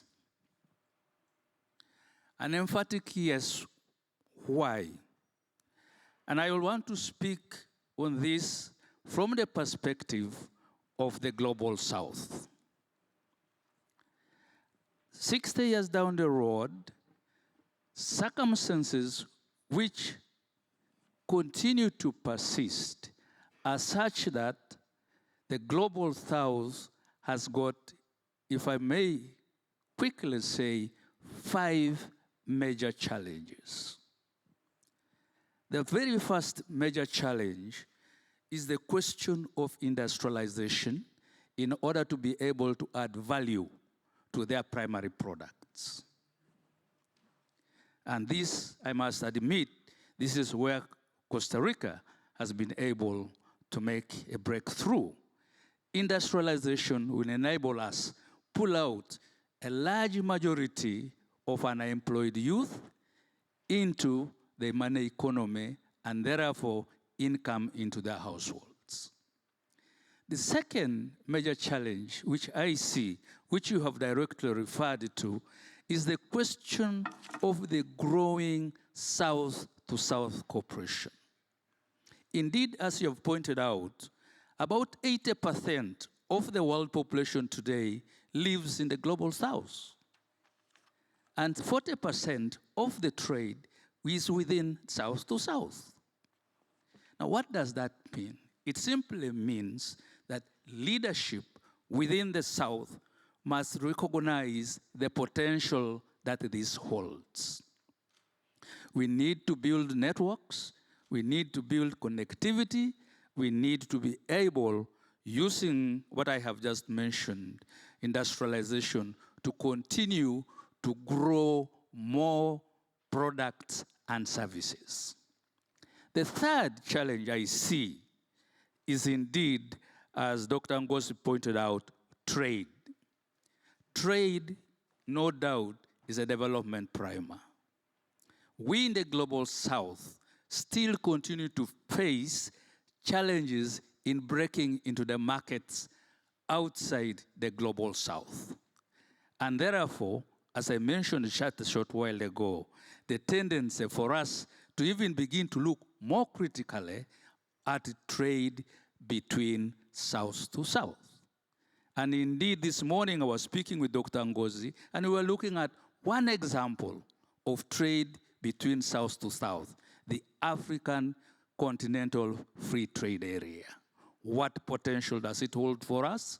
How can we benefit for it? What do we need to develop it to benefit us?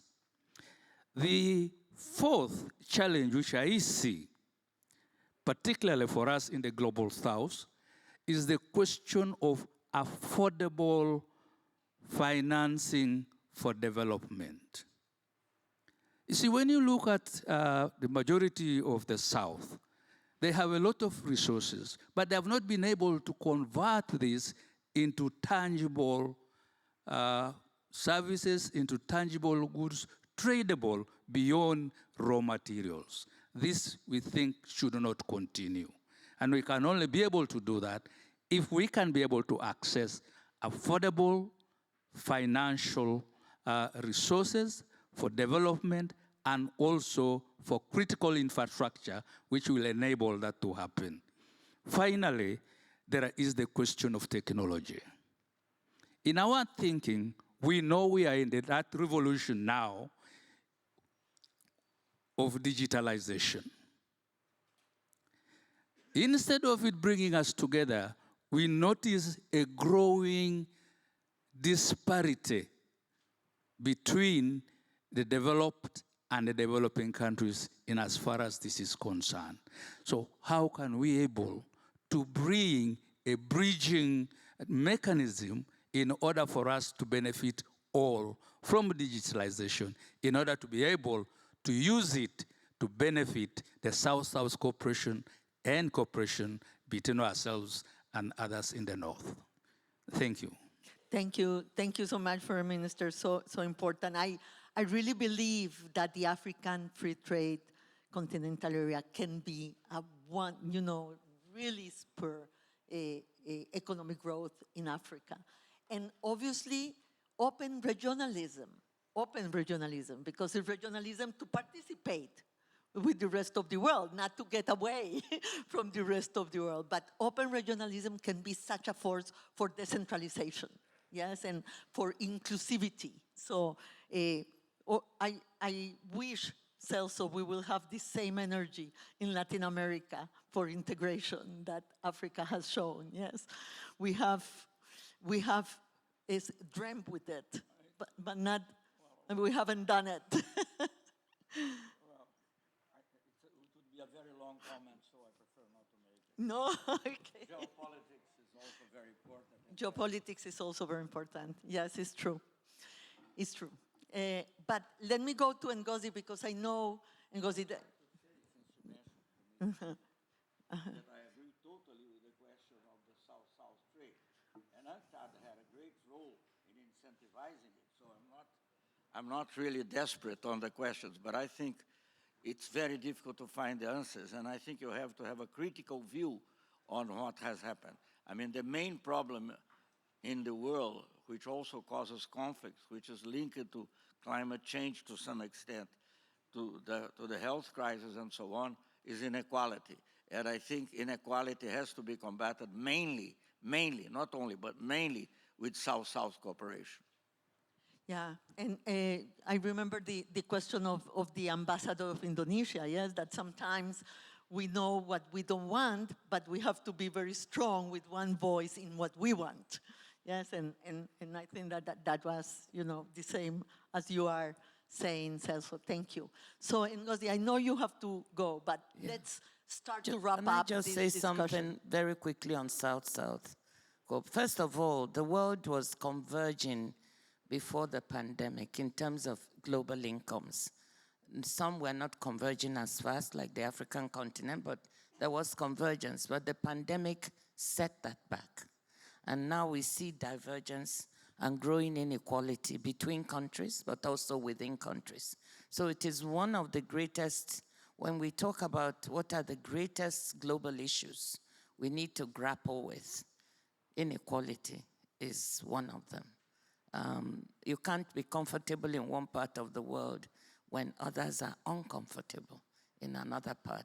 But then again, I agree that South-South trade is part of the answer, and it is growing. South-South investment. If you look at many developing, certainly in Africa, much of the investment coming in, which is ignored, is South-South, and it's also Africa to Africa investment. Our wealthy investors are investing more in the continent perhaps than anyone else, and I think we need to encourage this kind of approach. Anyway, sorry. I just wanted to agree with the issues. Yeah. Thank you very much.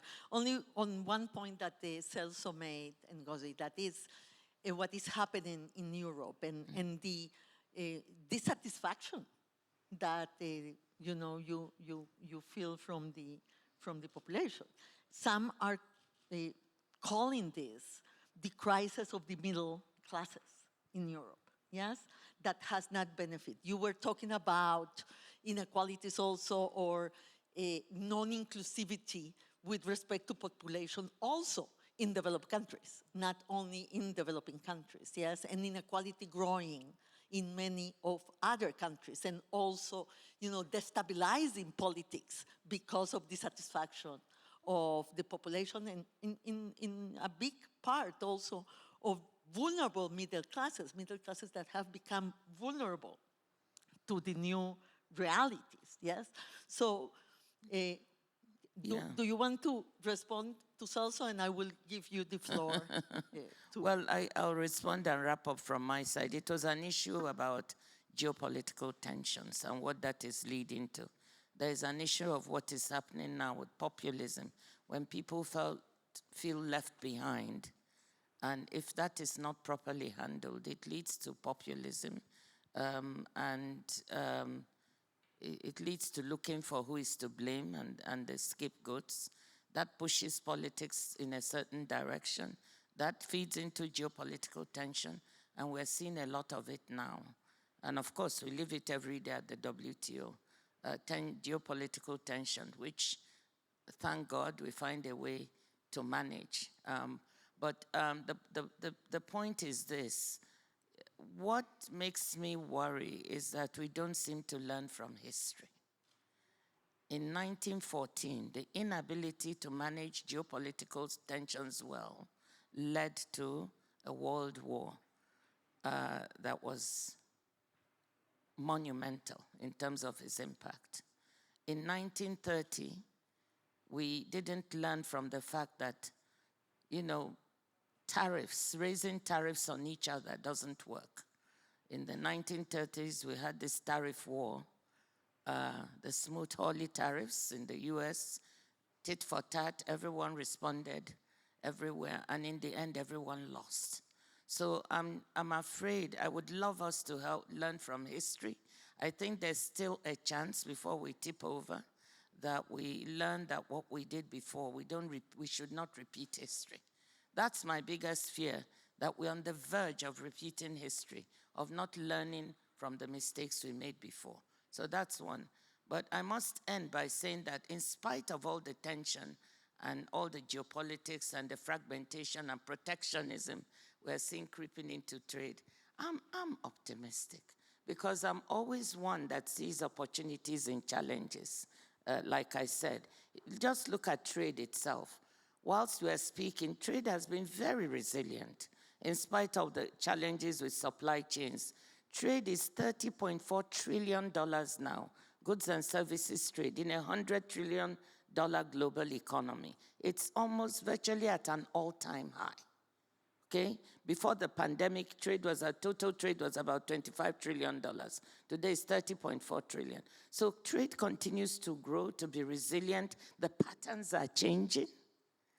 and the patterns of supply are changing, but overall trade is resilient. Within trade, we see some bright shoots.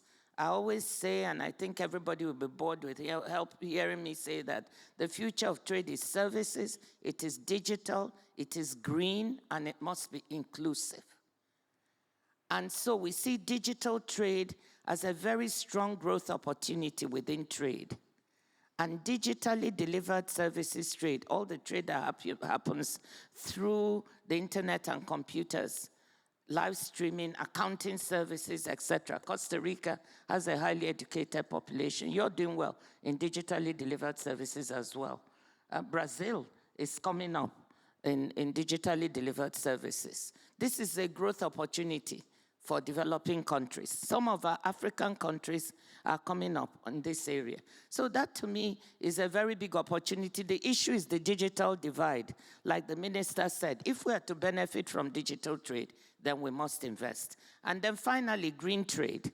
Green trade is now worth $1.7 trillion with an opportunity to grow. And this is also a good opening for many developing countries that have a comparative advantage in renewables. How do we exploit that? So I could go on. So I try to look for the opportunities where there are difficulties. And of course, the reglobalization we spoke about. Please, everyone, when you leave this room, there's one word I want you to take away with you: reglobalization. We must reimagine globalization to benefit developing countries. We must not say that we are going to deglobalize just when we're on the cusp of benefiting from it. Thank you. Thank you. Celso. Thank you. I don't have much to add to what my friend and colleague, and by the way, we'll have her birthday tomorrow, so we're also celebrating that. So we are in good hands because we have women in crucial positions. If you go to 40 years ago, or 50, 60 years ago, I don't think either UNCTAD or GATT were in the hands of women. So this is a big progress already, and certainly not on African and Latin America. So there are progress. So just to say, I'm optimistic also, but I think we have to be critical. And for instance, and that's self-criticism. I was minister for a long time, and I didn't open an ambassador in Uganda. So this is a big mistake, I think, which I hope one of my successors can still correct. But anyway, so I agree totally with the opportunities of South-South. For instance, what I discovered the other day, that we export more to Vietnam than to France or to Britain. That's something that most Brazilians don't know. They don't know, and they say, why do we invite the minister of Vietnam? I mean, that could be an example for other things. There's a lot of ignorance also, and ignorance that is manipulated. But anyway, I think I am optimistic. I got some scars from previous WTO negotiations, and I think these scars should be used not as a source of pessimism, but as a source of critical thought, so to say. Thank you very much for you. Thank you. We will take some interventions from the floor, if you agree. Do you have to go, Ngozi? Can you stay?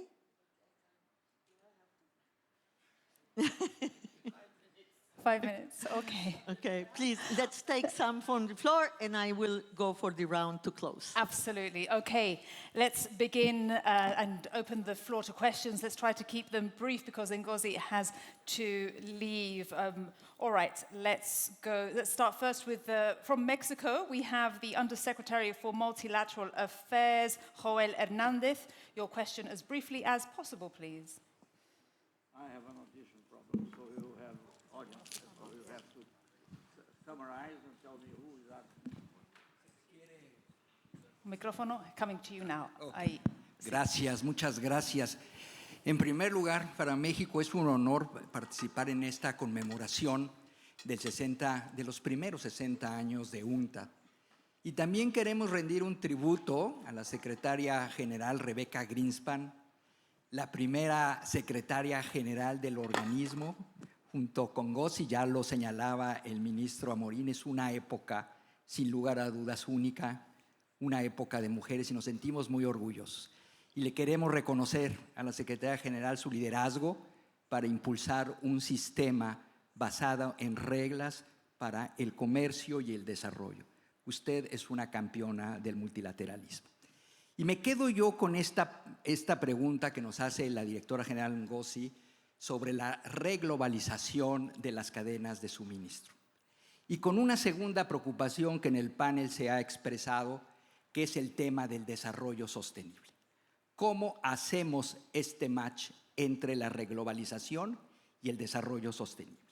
Y una manera que algunos países de ingresos medios están adoptando para la reglobalización tiene que ver con la reubicación de las cadenas de suministro.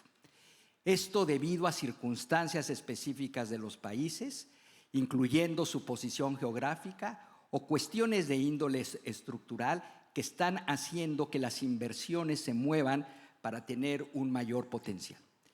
UNCTAD ha dado prioridad a la promoción de cadenas de suministro sostenible, emprendiendo iniciativas para el desarrollo de capacidades en los países e integrando consideraciones de sostenibilidad en las políticas. La pregunta entonces es, ¿qué sigue?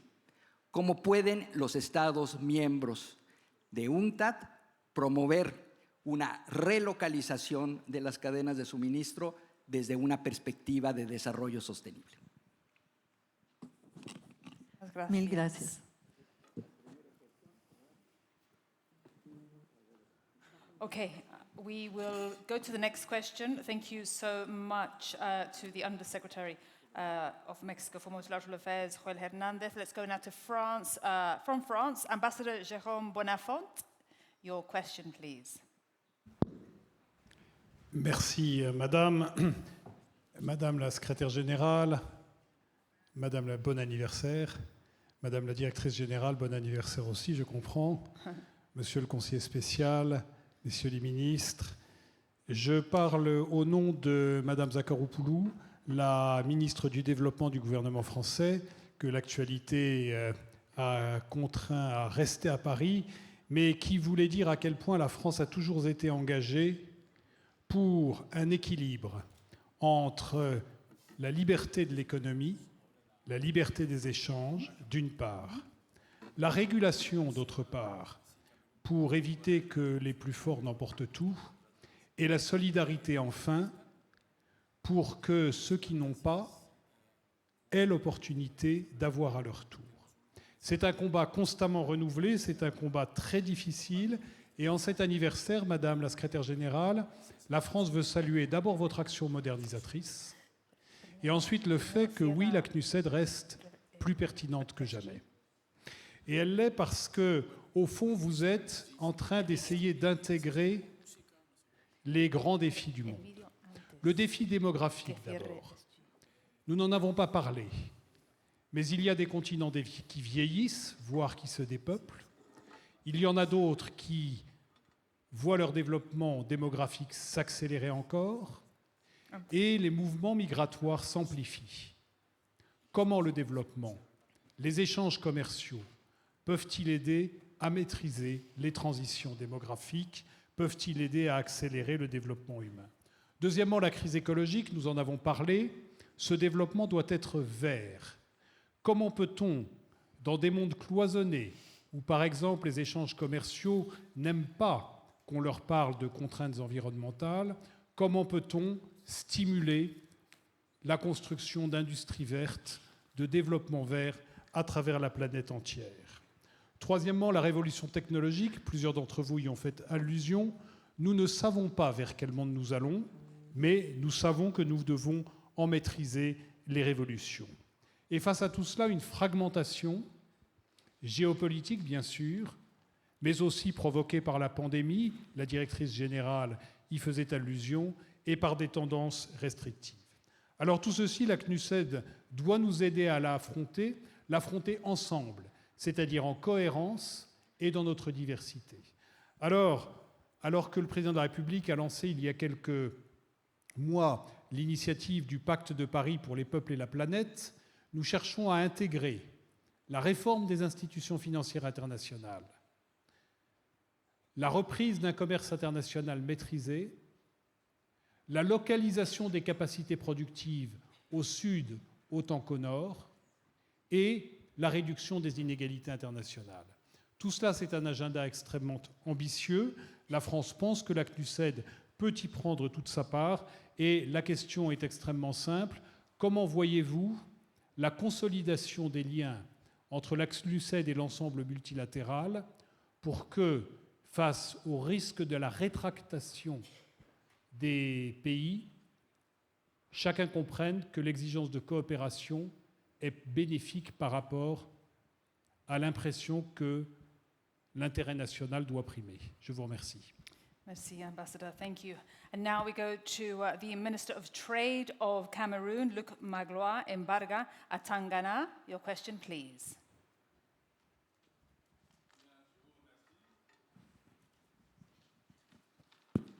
Je vous remercie.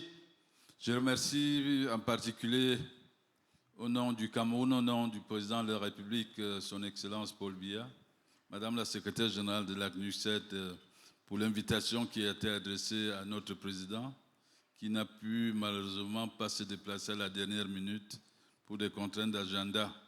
Mais le président de la République tient à vous féliciter pour votre leadership, pour ce qui a été fait et maintenant pour les perspectives. Et je voudrais justement parler de perspectives. Nous avons parlé de la nouvelle orientation, j'espère que c'est une nouvelle orientation de la CNUSED, avec la nouvelle dénomination ONU, Commerce et Développement. Nous pensons effectivement que le commerce ne peut pas être dissocié au développement. Et c'est d'ailleurs la base du multilatéralisme. À l'origine, c'était quoi ? Je renvoie au Kennedy Round notamment. Il était question de développer le commerce pour promouvoir le développement. Développer le commerce pour promouvoir le développement. Malheureusement, on promeut davantage le commerce. Et nos échanges depuis cet après-midi parlent du développement du commerce. On parle moins du développement des États. Alors, est-ce que dans la nouvelle vision de la CNUSED, est-ce que cette question est prise en compte? Le retour aux sources, l'espèce d'aggiornamento, le développement au cœur du commerce. Comment vous pouvez le faire? Dr Ngozi est engagé dans une réforme de l'OMC que nous saluons et que nous soutenons, qui est de remettre la question du développement au cœur de tout. Mais la CNUSED, qu'est-ce que vous comptez faire, Madame le Secrétaire général, pour que ce retour aux sources s'opère? Pour nous, il est indispensable. Sinon, nous faisons plus, n'est-ce pas, du débat philosophique que du débat pratique. Et dans la même lignée, dans le même ordre d'idées, depuis les panels de ce matin, de cet après-midi, effectivement, on dit qu'il faut développer le commerce. L'Afrique doit participer au commerce mondial, les chaînes de valeur mondiales. Mais personne ne pose la question de fond, celle de la rémunération de nos producteurs. On va développer le commerce, mais s'il ne rapporte pas, les gens vont se décourager et le commerce ne va pas prospérer. La question donc, c'est dans quelle enceinte, au fond, puisque c'est une question qui fâche. Dès que vous parlez de prix, tout le monde se braque. Imaginez le scandale. Parler du Costa Rica, le café, le cacao, qui sont nos principaux produits. Les prix sont fixés où? À New York, à Londres. Les bourses sont ailleurs. Et pendant ce temps, nos producteurs se meurent. Alors, dans quelle enceinte? Est-ce que c'est à la CNUSED? Est-ce que c'est à l'OMC? Où est-ce qu'on va un jour parler de la rémunération? Je sais que ça fâche. On aime qu'on discute, mais on n'aime pas qu'on parle des prix. Je voulais poser la question des prix aux producteurs pour nos pays en attendant la mutation qui est en cours de nos économies. Tout le monde n'est pas aussi avancé que le Costa Rica. Nous sommes pour beaucoup encore dépendants de nos matières premières que nous employons à transformer sur place, même en les transformant. Vous transformez, mais si vous n'êtes pas bien payé, à quoi ça sert? Voilà les deux questions que je voulais poser. Je vous remercie. Over to you, Secretary General, and if our panelists could be as brief as possible with their answers. Thank you. Thank you. Thank you very much. I will start from my left with the Foreign Minister of Uganda. And I ask everybody to be very concise because we are over time, but I am not sorry about that, I have to confess.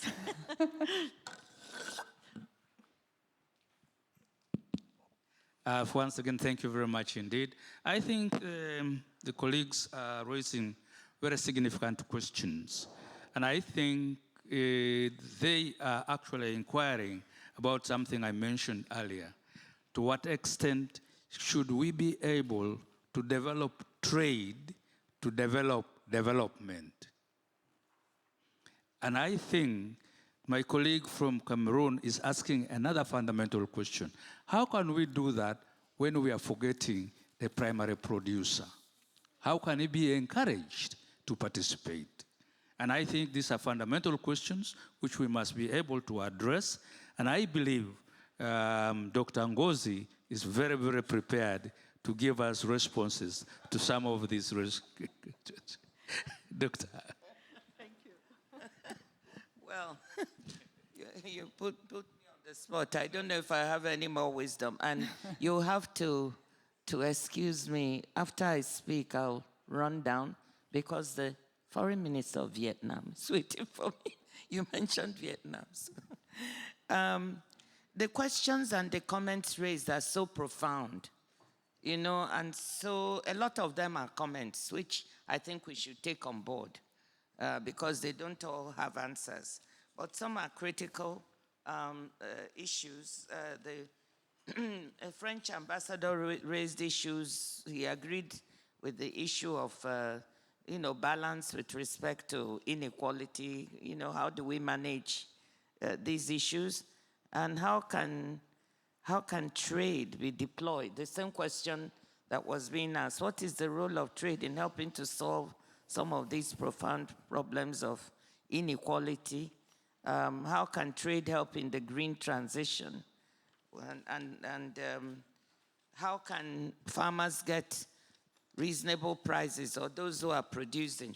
So a lot of questions about how can trade serve development better. I just want to respond to that and say that I'm a firm believer that trade is not a means, an end in itself. Trade is a means to an end, and therefore it must serve to lift countries out of poverty. And we have examples of countries that have exported their ways to richness, or at least to a better life. But I think in response to your question, Excellency, Trade Minister of Cameroon, we have to, if we want better prices, we want more jobs, we want better living, we must find ways to transform our products in place and also sell among ourselves. Inter-African trade is, and intra-African trade is anywhere from 15 to 20%. Africa's share of global trade, 3%. So there's plenty of room to improve, but we have to transform the products there to add value. That will lead to, then we can sell the things at higher prices. Then those who are working can get better remuneration. But if we just export primary commodities, like you said, and we don't add value, we will continue to be exposed to volatile world market prices, and our farmers will receive little. So let's focus on trying to transform products in place. Then we can trade better among ourselves regionally, and we can even export finished products. That is my answer. We will never get better prices and better incomes if we don't try to improve our capacity to manufacture finished products and add value ourselves. That's what Costa Rica is doing, but we have to do it in a purposeful way. I really like what the Vice President of Costa Rica said. They looked carefully and they decided which sectors. We can't be all over the place trying to manufacture everything for everybody. We have to select which sectors might we have a comparative advantage. If we have well-trained people, yes, semiconductors. If we don't, maybe it's textiles. You know, maybe it's adding value to our agricultural products. And we have a large market in Africa, 1.4 billion. So that is my answer to that, and I'm very hopeful we can do it, by the way. I want to say that at the WTO, we have a new agreement called Investment Facilitation for Development Agreement. It's a plurilateral by 125 countries. It is to clear the way for investors. So if we push this agreement through, many developing countries will be able to say, look, I have the right business environment for investment. And I also believe green trade is the future. How can we believe at the WTO in something called green comparative advantage. How can countries produce what they are green at? Green comparative advantage. That is the next step for trade. Thank you. Thank you. Vice President. Yes, I want to answer the question from the Mexican representative.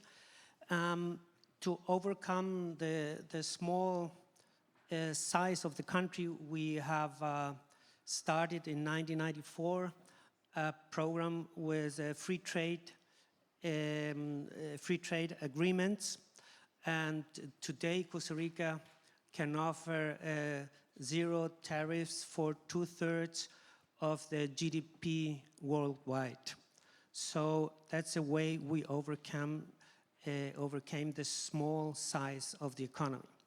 Within these free trade agreements, we, not from the start, but let's say from 2000 on, we included some paragraphs relating to labor norms, and sustainability and environmental norms. We took that risk. We thought we probably will be less attractive for investment, but at the end, it came out it was the contrary. We attracted more companies which were looking for this, let's say, Green Deal, and because they needed to have that in order to export to the, let's say, mother countries. And without that environmental norms that we set into these free trade agreements, we wouldn't have attracted this investment. So at the end, it was a plus, it was not a minus for us. And in that sense, we just attract firms which want to comply with these environmental norms, which are pretty high in Costa Rica. To the Minister of Cameroon, I would like to say, yes, we had that problem too. In the example of coffee you mentioned, we went out of the green beans export. We now export roasted coffee beans.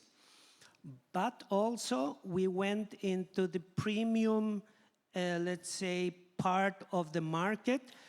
And that is very, very attractive. Today, I think the coffee in New York is between 200 and 225 cents per pound, and we sell at 500, between 500 and 700, just because of this quality premium. Bananas and pineapple, that is not possible. In pineapple, we produce around 90% of the world fresh pineapple. There we have a little bit more of muscle, but in the banana sector, we are just at the expense of the international prices, yes. Thank you so much. Celso. Oh, thank you. I have spoken too much already. Just say two things that I retain from this discussion. There is no miraculous solution that can solve all the problems. But one thing that is for sure is that we should incentivize South-South trade and not only South-South trade, but South-South investment. To know how to invest in Uganda or in Cameroon is something that would be very important for Brazilian industrialists, for an example. The second point, I mean, I don't want to enter in the deep question of geopolitics, but something that astonishes me is that the countries that had imposed sanctions recently, illegally, without the support of the United Nations, they are the ones that are suffering more than the ones that were sanctioned. So that's something that they should reflect upon. And still on the question of geopolitics and the elections in Europe, I think one has to think about the reaction to migration, which is, of course, not solidarity at all. I mean, Europe doesn't understand, or many people in Europe don't understand that migration is the hangover of colonialism, and that it is not a favor to give a good treatment to migrants. These are my last comments. Thank you so much, Celso. So let me make 3 points from what has been said. First, if there is no diversification of the economy, there is no way that we can add value. Yes, to be commodity dependent is to be in the roller coaster. Yes, when prices go up or go down, most of our countries are price takers. And markets are incredibly concentrated. You know, I think that UNCTAD is one of the few organizations that has a whole branch dedicated to competition and consumer protection. But everybody has forgotten about competition, yes? And the concentration of the market is also affecting enormously prices and what gets where, what gets to the producers and what gets to the financialization of the commodities that is happening also in the market. So it's important to reflect on that. It's important to see if there is any will to go to more competitive markets where the margins are better distributed. And but diversification is the only way to go. And there, I think that the voice of UNCTAD has been consistent for 60 years, yes? The capacity, I would say, of productive development, not only industrialization, because high-value services, like Costa Rica has demonstrated, are also a very important source of diversification. But we need to have the possibility in the trade rules to diversify and to participate with more value added in the international market. And that, I think, that has to be my last reflection. Not necessarily the rules help. Now, if the rules doesn't help, so everybody starts to go against the rules, because then you cannot make it with the rules. And now that we don't have an appellate body, then, you know, everybody does whatever. It's a very chaotic possibility of solving the problem. And what we want is to agree. What we want is to build the consensus for the rules really be able to lead to a much better and fairer and inclusive trade, like all of you were saying and Ngozi was saying. So I prefer multilateralism. I want consensus, because if everybody starts to go against the rules, we will have a trade war, protectionism, and chaos in the markets that is not in the benefit of the developing world. So a huge call for trying to build the consensus within the organizations and the institutions for building an international agreed rules of the game. And my last point is that the same with green trade. I believe it's a huge opportunity. What we saw in the numbers last year is that services were growing and green goods were growing. Africa has a huge opportunity with the new economy in terms of the energy transformation. A huge opportunity, but adding value, not repeating the problems of the past. But at the same time that that is an opportunity, what we have is a spaghetti ball of standards and norms that we cannot navigate. You know, there are green trade rules that have more than tripled in the last years. And how a small enterprise or a medium-sized enterprise will navigate such complexity. So we have a problem there too. And we should agree on the rules for green development, for green trade. So again, we cannot substitute multilateralism, you know, and the urge to build consensus. And so I go here to UNCTAD and what the ambassador from France, Jerome, asked me. You know, we will continue as UNCTAD to be the voice of the developing countries, yes? To see the problems from a developing country's perspective. But what I have said is that if we only talk to ourselves, we cannot solve the problems.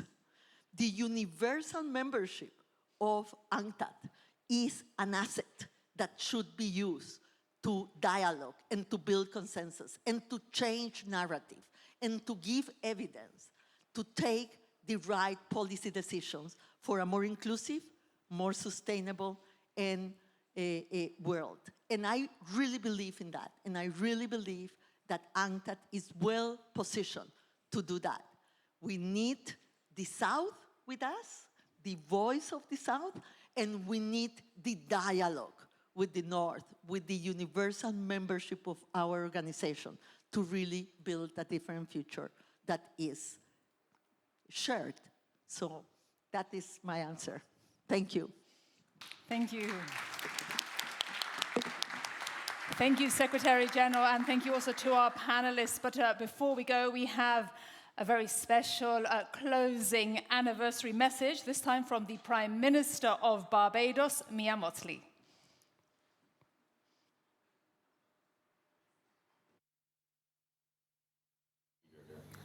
Secretary General of the United Nations, Antonio Guterres, Secretary General of UNCTAD, Rebecca Greenspan, heads of state, ministers, distinguished participants. On behalf of the government and people of Barbados, I congratulate UNCTAD for providing 60 years of service and support to developing countries and for its contribution to the global dialogue on trade, growth, and development. I would like to register Barbados' appreciation to you, Secretary General, and to the Secretary General of UNCTAD for leadership and for hosting this Global Leaders Forum. I'd also like to place on record my sincere gratitude to you, Rebecca, for your steadfast support to small island developing states during your tenure, and commend you for hosting the first Global Supply Chain Forum in Barbados last month, and indeed the launch of your first ever SID strategy in UNCTAD. My friends, the world has changed drastically since the creation of UNCTAD in 1964. The global population has increased from 3.2 billion then to 8.1 billion this year. Countries like mine, which were on the cusp of independence then, are now on the front lines of the climate crisis. And with the growing inequalities between and within countries, we risk leaving many sections of our society behind. We are shockingly behind the implementation of the 2030 Agenda, and the geopolitical tensions that we are seeing are threatening our peace, the accessibility of supply chains, and indeed leaving many of the most vulnerable open to food and water insecurity. We are also one of the most indebted generations. Many small states are repaying more in interest repayments than in fact they are investing in education or health care. We are, my friends, at an inflection point. As we reflect on the role of UNCTAD for the next 60 years, attention must be paid to the multilateral trading system, as well as the transformation of the global financial architecture and the manner in which development is financed. This Global Leaders Forum is therefore an opportunity to reflect on the lessons learned throughout the past 60 years and to forge a new development course in this rapidly changing world. This demands a roadmap that points to new strategies for development that address sustainable development challenges while placing trade, the climate crisis adaptation, economic diversification, and indeed people-centered growth at the center of all that we do. Barbados, my own country, as with all small island developing states, has been dealt a difficult hand when it comes to dealing with our inherent vulnerabilities. For some, we have no control over such as our geography. But there are other issues confronting us that we can and that we must address. One such issue is access to appropriate financing. The financing gaps for sustainable development are growing exponentially. Estimates have illustrated that in at least an additional $3 trillion of investment, US dollars, is needed annually for developing countries. However, many developing countries lack access to affordable and adequate financing. Many lack the fiscal space. We therefore sometimes get the impression that small states are chided for our development aspirations. Many of our countries which have been graduated from grant or concessional funding are still small developing states for vulnerable middle-income economies that face structural constraints which make diversification challenging. The reality is that our economies are fragile, and a catastrophic event such as a hurricane or earthquake or prolonged drought can decimate our entire economy, either in minutes in the case of the hurricane or the floods, or months in the case of a prolonged drought. Access to predictable development and climate finance grant funding to build resilience and to rebuild after disaster is therefore critical. I therefore urge the continued capitalization of the Loss and Damage Fund, which has really not even met $1 billion in capital yet. But as we do so, let us also not forget the importance of adaptation funding, because we do not want only to be able to pay and recover from the loss and damage that we had, but we want to avoid and avert loss and damage. Just over a week ago, we launched consultations on the Bridgetown Initiative 3.0 as we met in Antigua, the Small Island Developing States Forum, the fourth one. This is a call for decisive action to transform the rules around representation at the international financial institutions and to scale up significantly the funding that is available to each of us, while at the same time shock-proofing our economies to be able to withstand these multiple crises that we are facing. Bridgetown 3.0 calls for the following changes to truly give the world a fighting chance. We urge credit rating agencies to play their part and to overhaul their methodologies along with others in the financial system to end the current systemic rating biases against small, poor, vulnerable countries and even middle-income countries that are vulnerable, and specifically to capture longer-term financial health as part and parcel of their picture. We call for all governments to establish a carbon price taking into account the Paris Principles and their level of development. The government should further support the development of a global carbon pricing framework that is just and equitable, and task the international financial institutions to help us deliver on this. We ask that the IMF and its shareholders to achieve agreement on a new issuance of SDRs of at least $500 billion. And we ask them to remove surcharges as part and parcel of their mechanism, especially given the high interest rates that countries are paying now. Similarly, we ask that philanthropic organizations meet and agree to a global compact through which a defined portion of their financing would go to the financing of global public goods, along with other global solidarity levies that are designed specifically to meet the challenges that we have with respect to the global commons. I must expound that financing, however, is not the final destination for our global fight against climate crisis. Finance is not the only means by which we achieve resilience. Indeed, it is just the first step before we move to the other issues, from feasibility studies to procurement to project preparation. All of these things are critical before successful execution of the project, which is ultimately the destination to be able to build our resilience. Our goal always must be to shock-proof our economies in response to this climate crisis.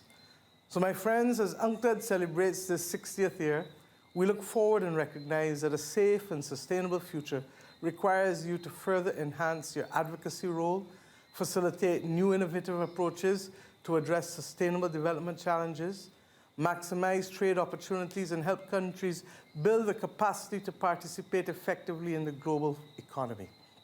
The Global Supplies Chain Forum that you just held in Barbados was a step in that direction. If you can do these things, my friends, then you shall give the world and its vulnerable economies, low-income and middle-income vulnerable economies, a platform on which to build and develop the much-needed resilience that we need to last out in this century. In closing, I'd like to wish the management and staff of UNCTAD all the very best. And indeed, I truly, truly am sorry that I could not be there today because of a previous commitment. But you know, my heart and my prayers are with you all, and I look forward to being able to work with you as we hand over to those who shall prepare for UNCTAD 16. Thank you very much. What a wonderful message to close day one of the Global Leaders Forum, ladies and gentlemen. And thank you, Secretary General, for leading such an insightful discussion. Another one, thank you to our distinguished speakers today for their participation. Thank you to all the attendants here in this room, also those who are watching us online on UN TV. And right now, do stay where you are. As we leave, we invite you to listen to King Kora from the Gambia. Thank you to the Gambia for King Kora's visit here today. And we'll also be welcoming back Nancy Vieira from Cape Verde. A round of applause to King Kora. And I would like to remind you that you're invited, ladies and gentlemen, to a special reception hosted by the government of Switzerland at Hôtel de Ville in the Old Town of Geneva tonight at 7 p.m. And we will reconvene here tomorrow at 10 a.m. and for the second day of the Global Leaders Forum, marking, of course, the 60th anniversary of UNCTAD. Thank you so much, everybody. Have a wonderful evening. Bonsoir à tous. À demain. Merci. Bye-bye.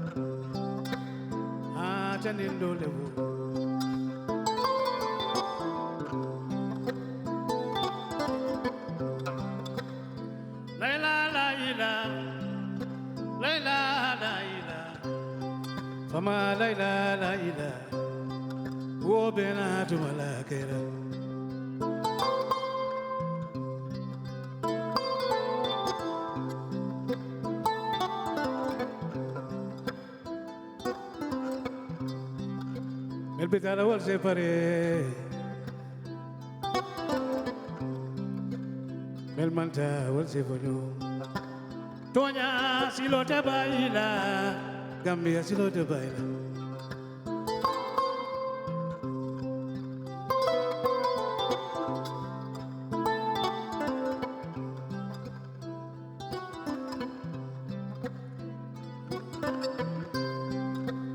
Sontela Atenindo levo Laila laila Laila laila Fama laila laila Go benatu ala kera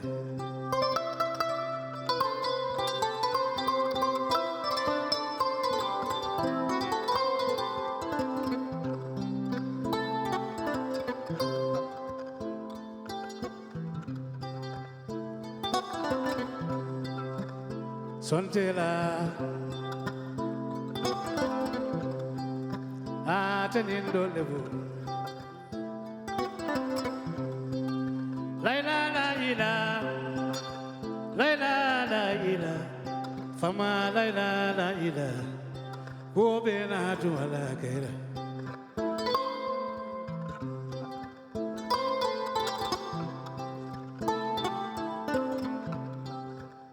Listen. This one is special dedicated to my minister and my ambassador.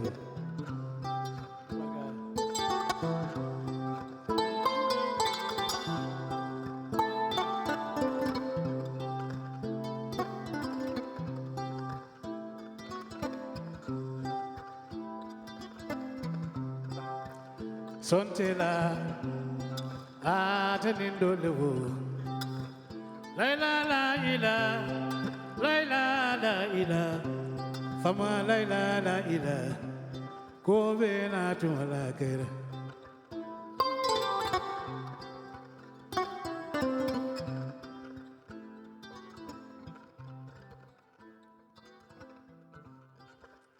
Thank you. Allah barakah.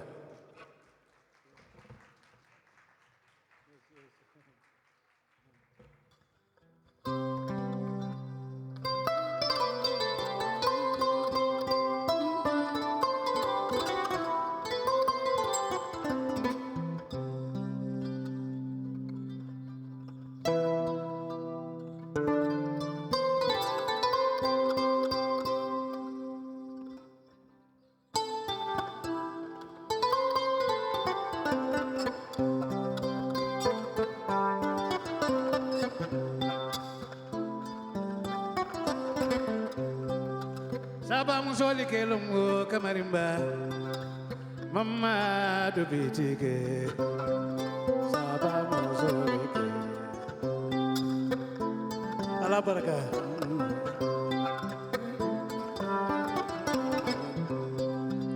Mama do bitike. Mama do bitike. Saba musoli ke.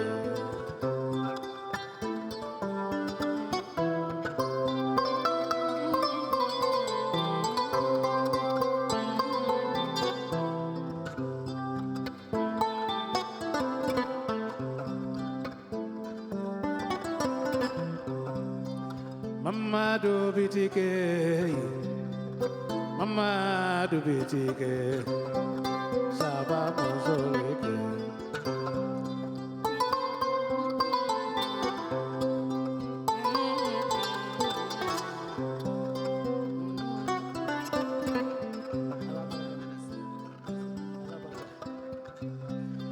That's my ambassador and my minister.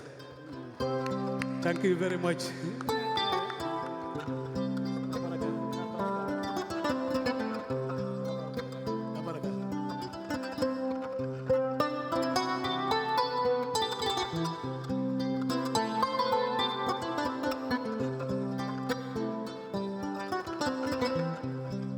Saba musoli kelongo kamarimba, Mama do bitike. Saba musoli ke.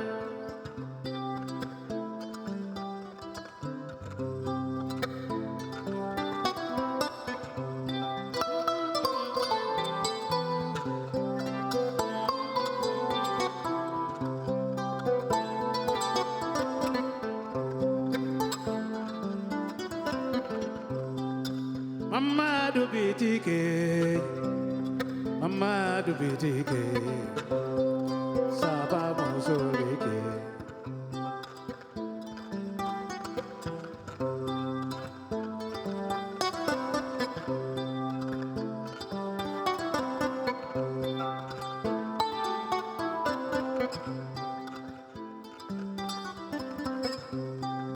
Saba mozoleke longo kamarimba.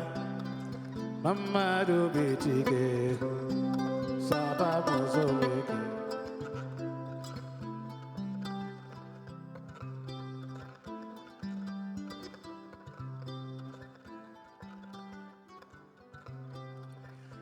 Thank you.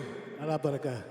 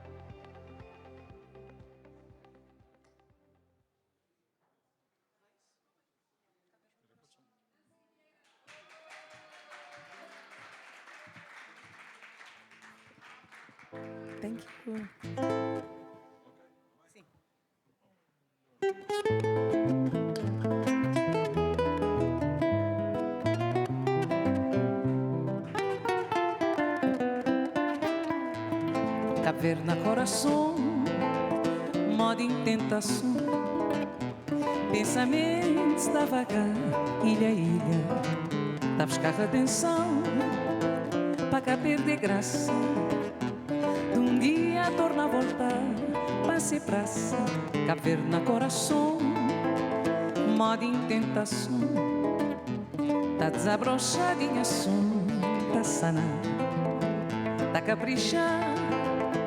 Mas na partida tá ficar sempre um juramento e regresso, tá vai um catapai, tempo tá passar, tá ficar missão, tá lamenta boa ausência, tá vai um catapai, tempo tá passar, tá ficar missão, tá consoladinha saudade, caverna coração, moda em tentação. Pensamentos da vaga, ilha, tá buscar redenção, para cá perder graça, de um dia torna a voltar, passe praça, caverna coração, moda em tentação, da caminhada roda, panhaló, que sentimento reforçado para a distância, minha desejo gravou. Incerteza, tabai um catabai, tenta passar, tá ficar missão, tá lamenta boa ausência, tabai um catabai, tenta passar, tá ficar missão, tá lamenta boa ausência, tabai um catabai, tenta passar, tá ficar missão, tá consoladinha saudade. Trabalho um catabai, tenta passar, tá ficar missão, tá lamenta boa ausência, trabalho um catabai, tenta passar, tá ficar missão, tá consoladinha saudade.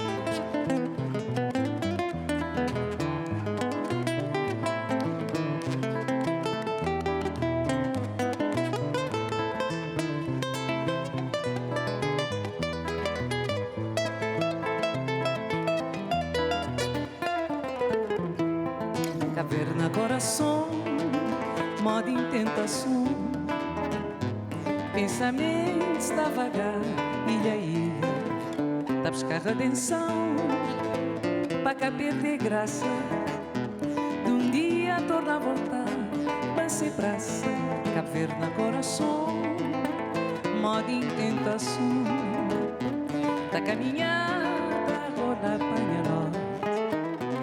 Que sentimentos reforçado para a distância, minha desejo gravado, uma incerteza, tabai um catabai, tenta passar, tá ficar missão, tá lamenta boa ausência, tabai um catabai, tenta passar, tá ficar missão, tá consoladinha saudade, tabai um catabai. Tenta passar, tá ficar missão, tá lamenta boa ausência, trabalho um catabai. Tempo tá passar, tá ficar missão, tá consoladinha saudade, caverna coração.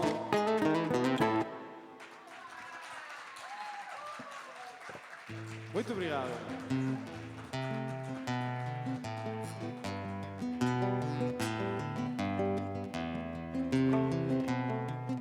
Maybe you know this song. I think our ambassador will sing with us.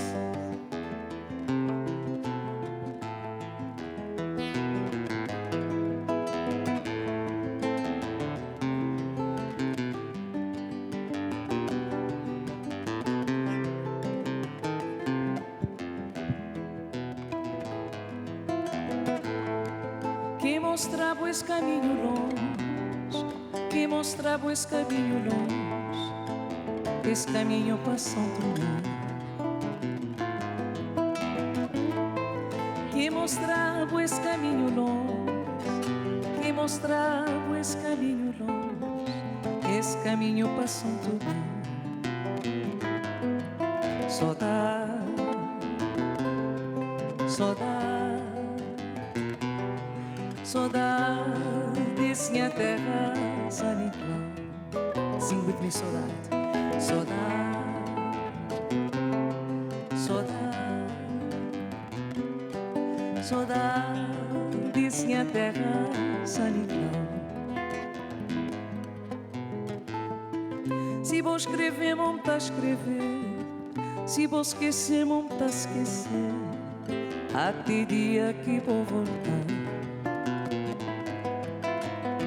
Se vou escrever, não tá escrever. Se vou esquecer, não tá esquecer. Até dia que vou voltar. Saudade, saudade,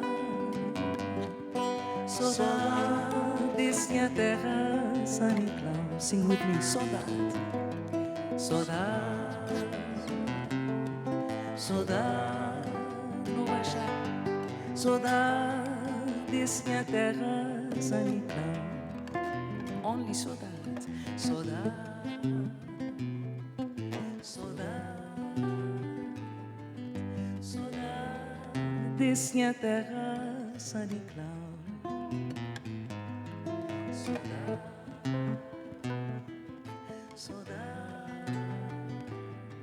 Saudade desse minha terra, São Nicolau. Nossa terra, Cabo Verde. Thank you so much.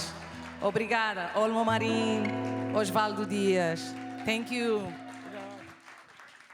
Merci, merci, merci.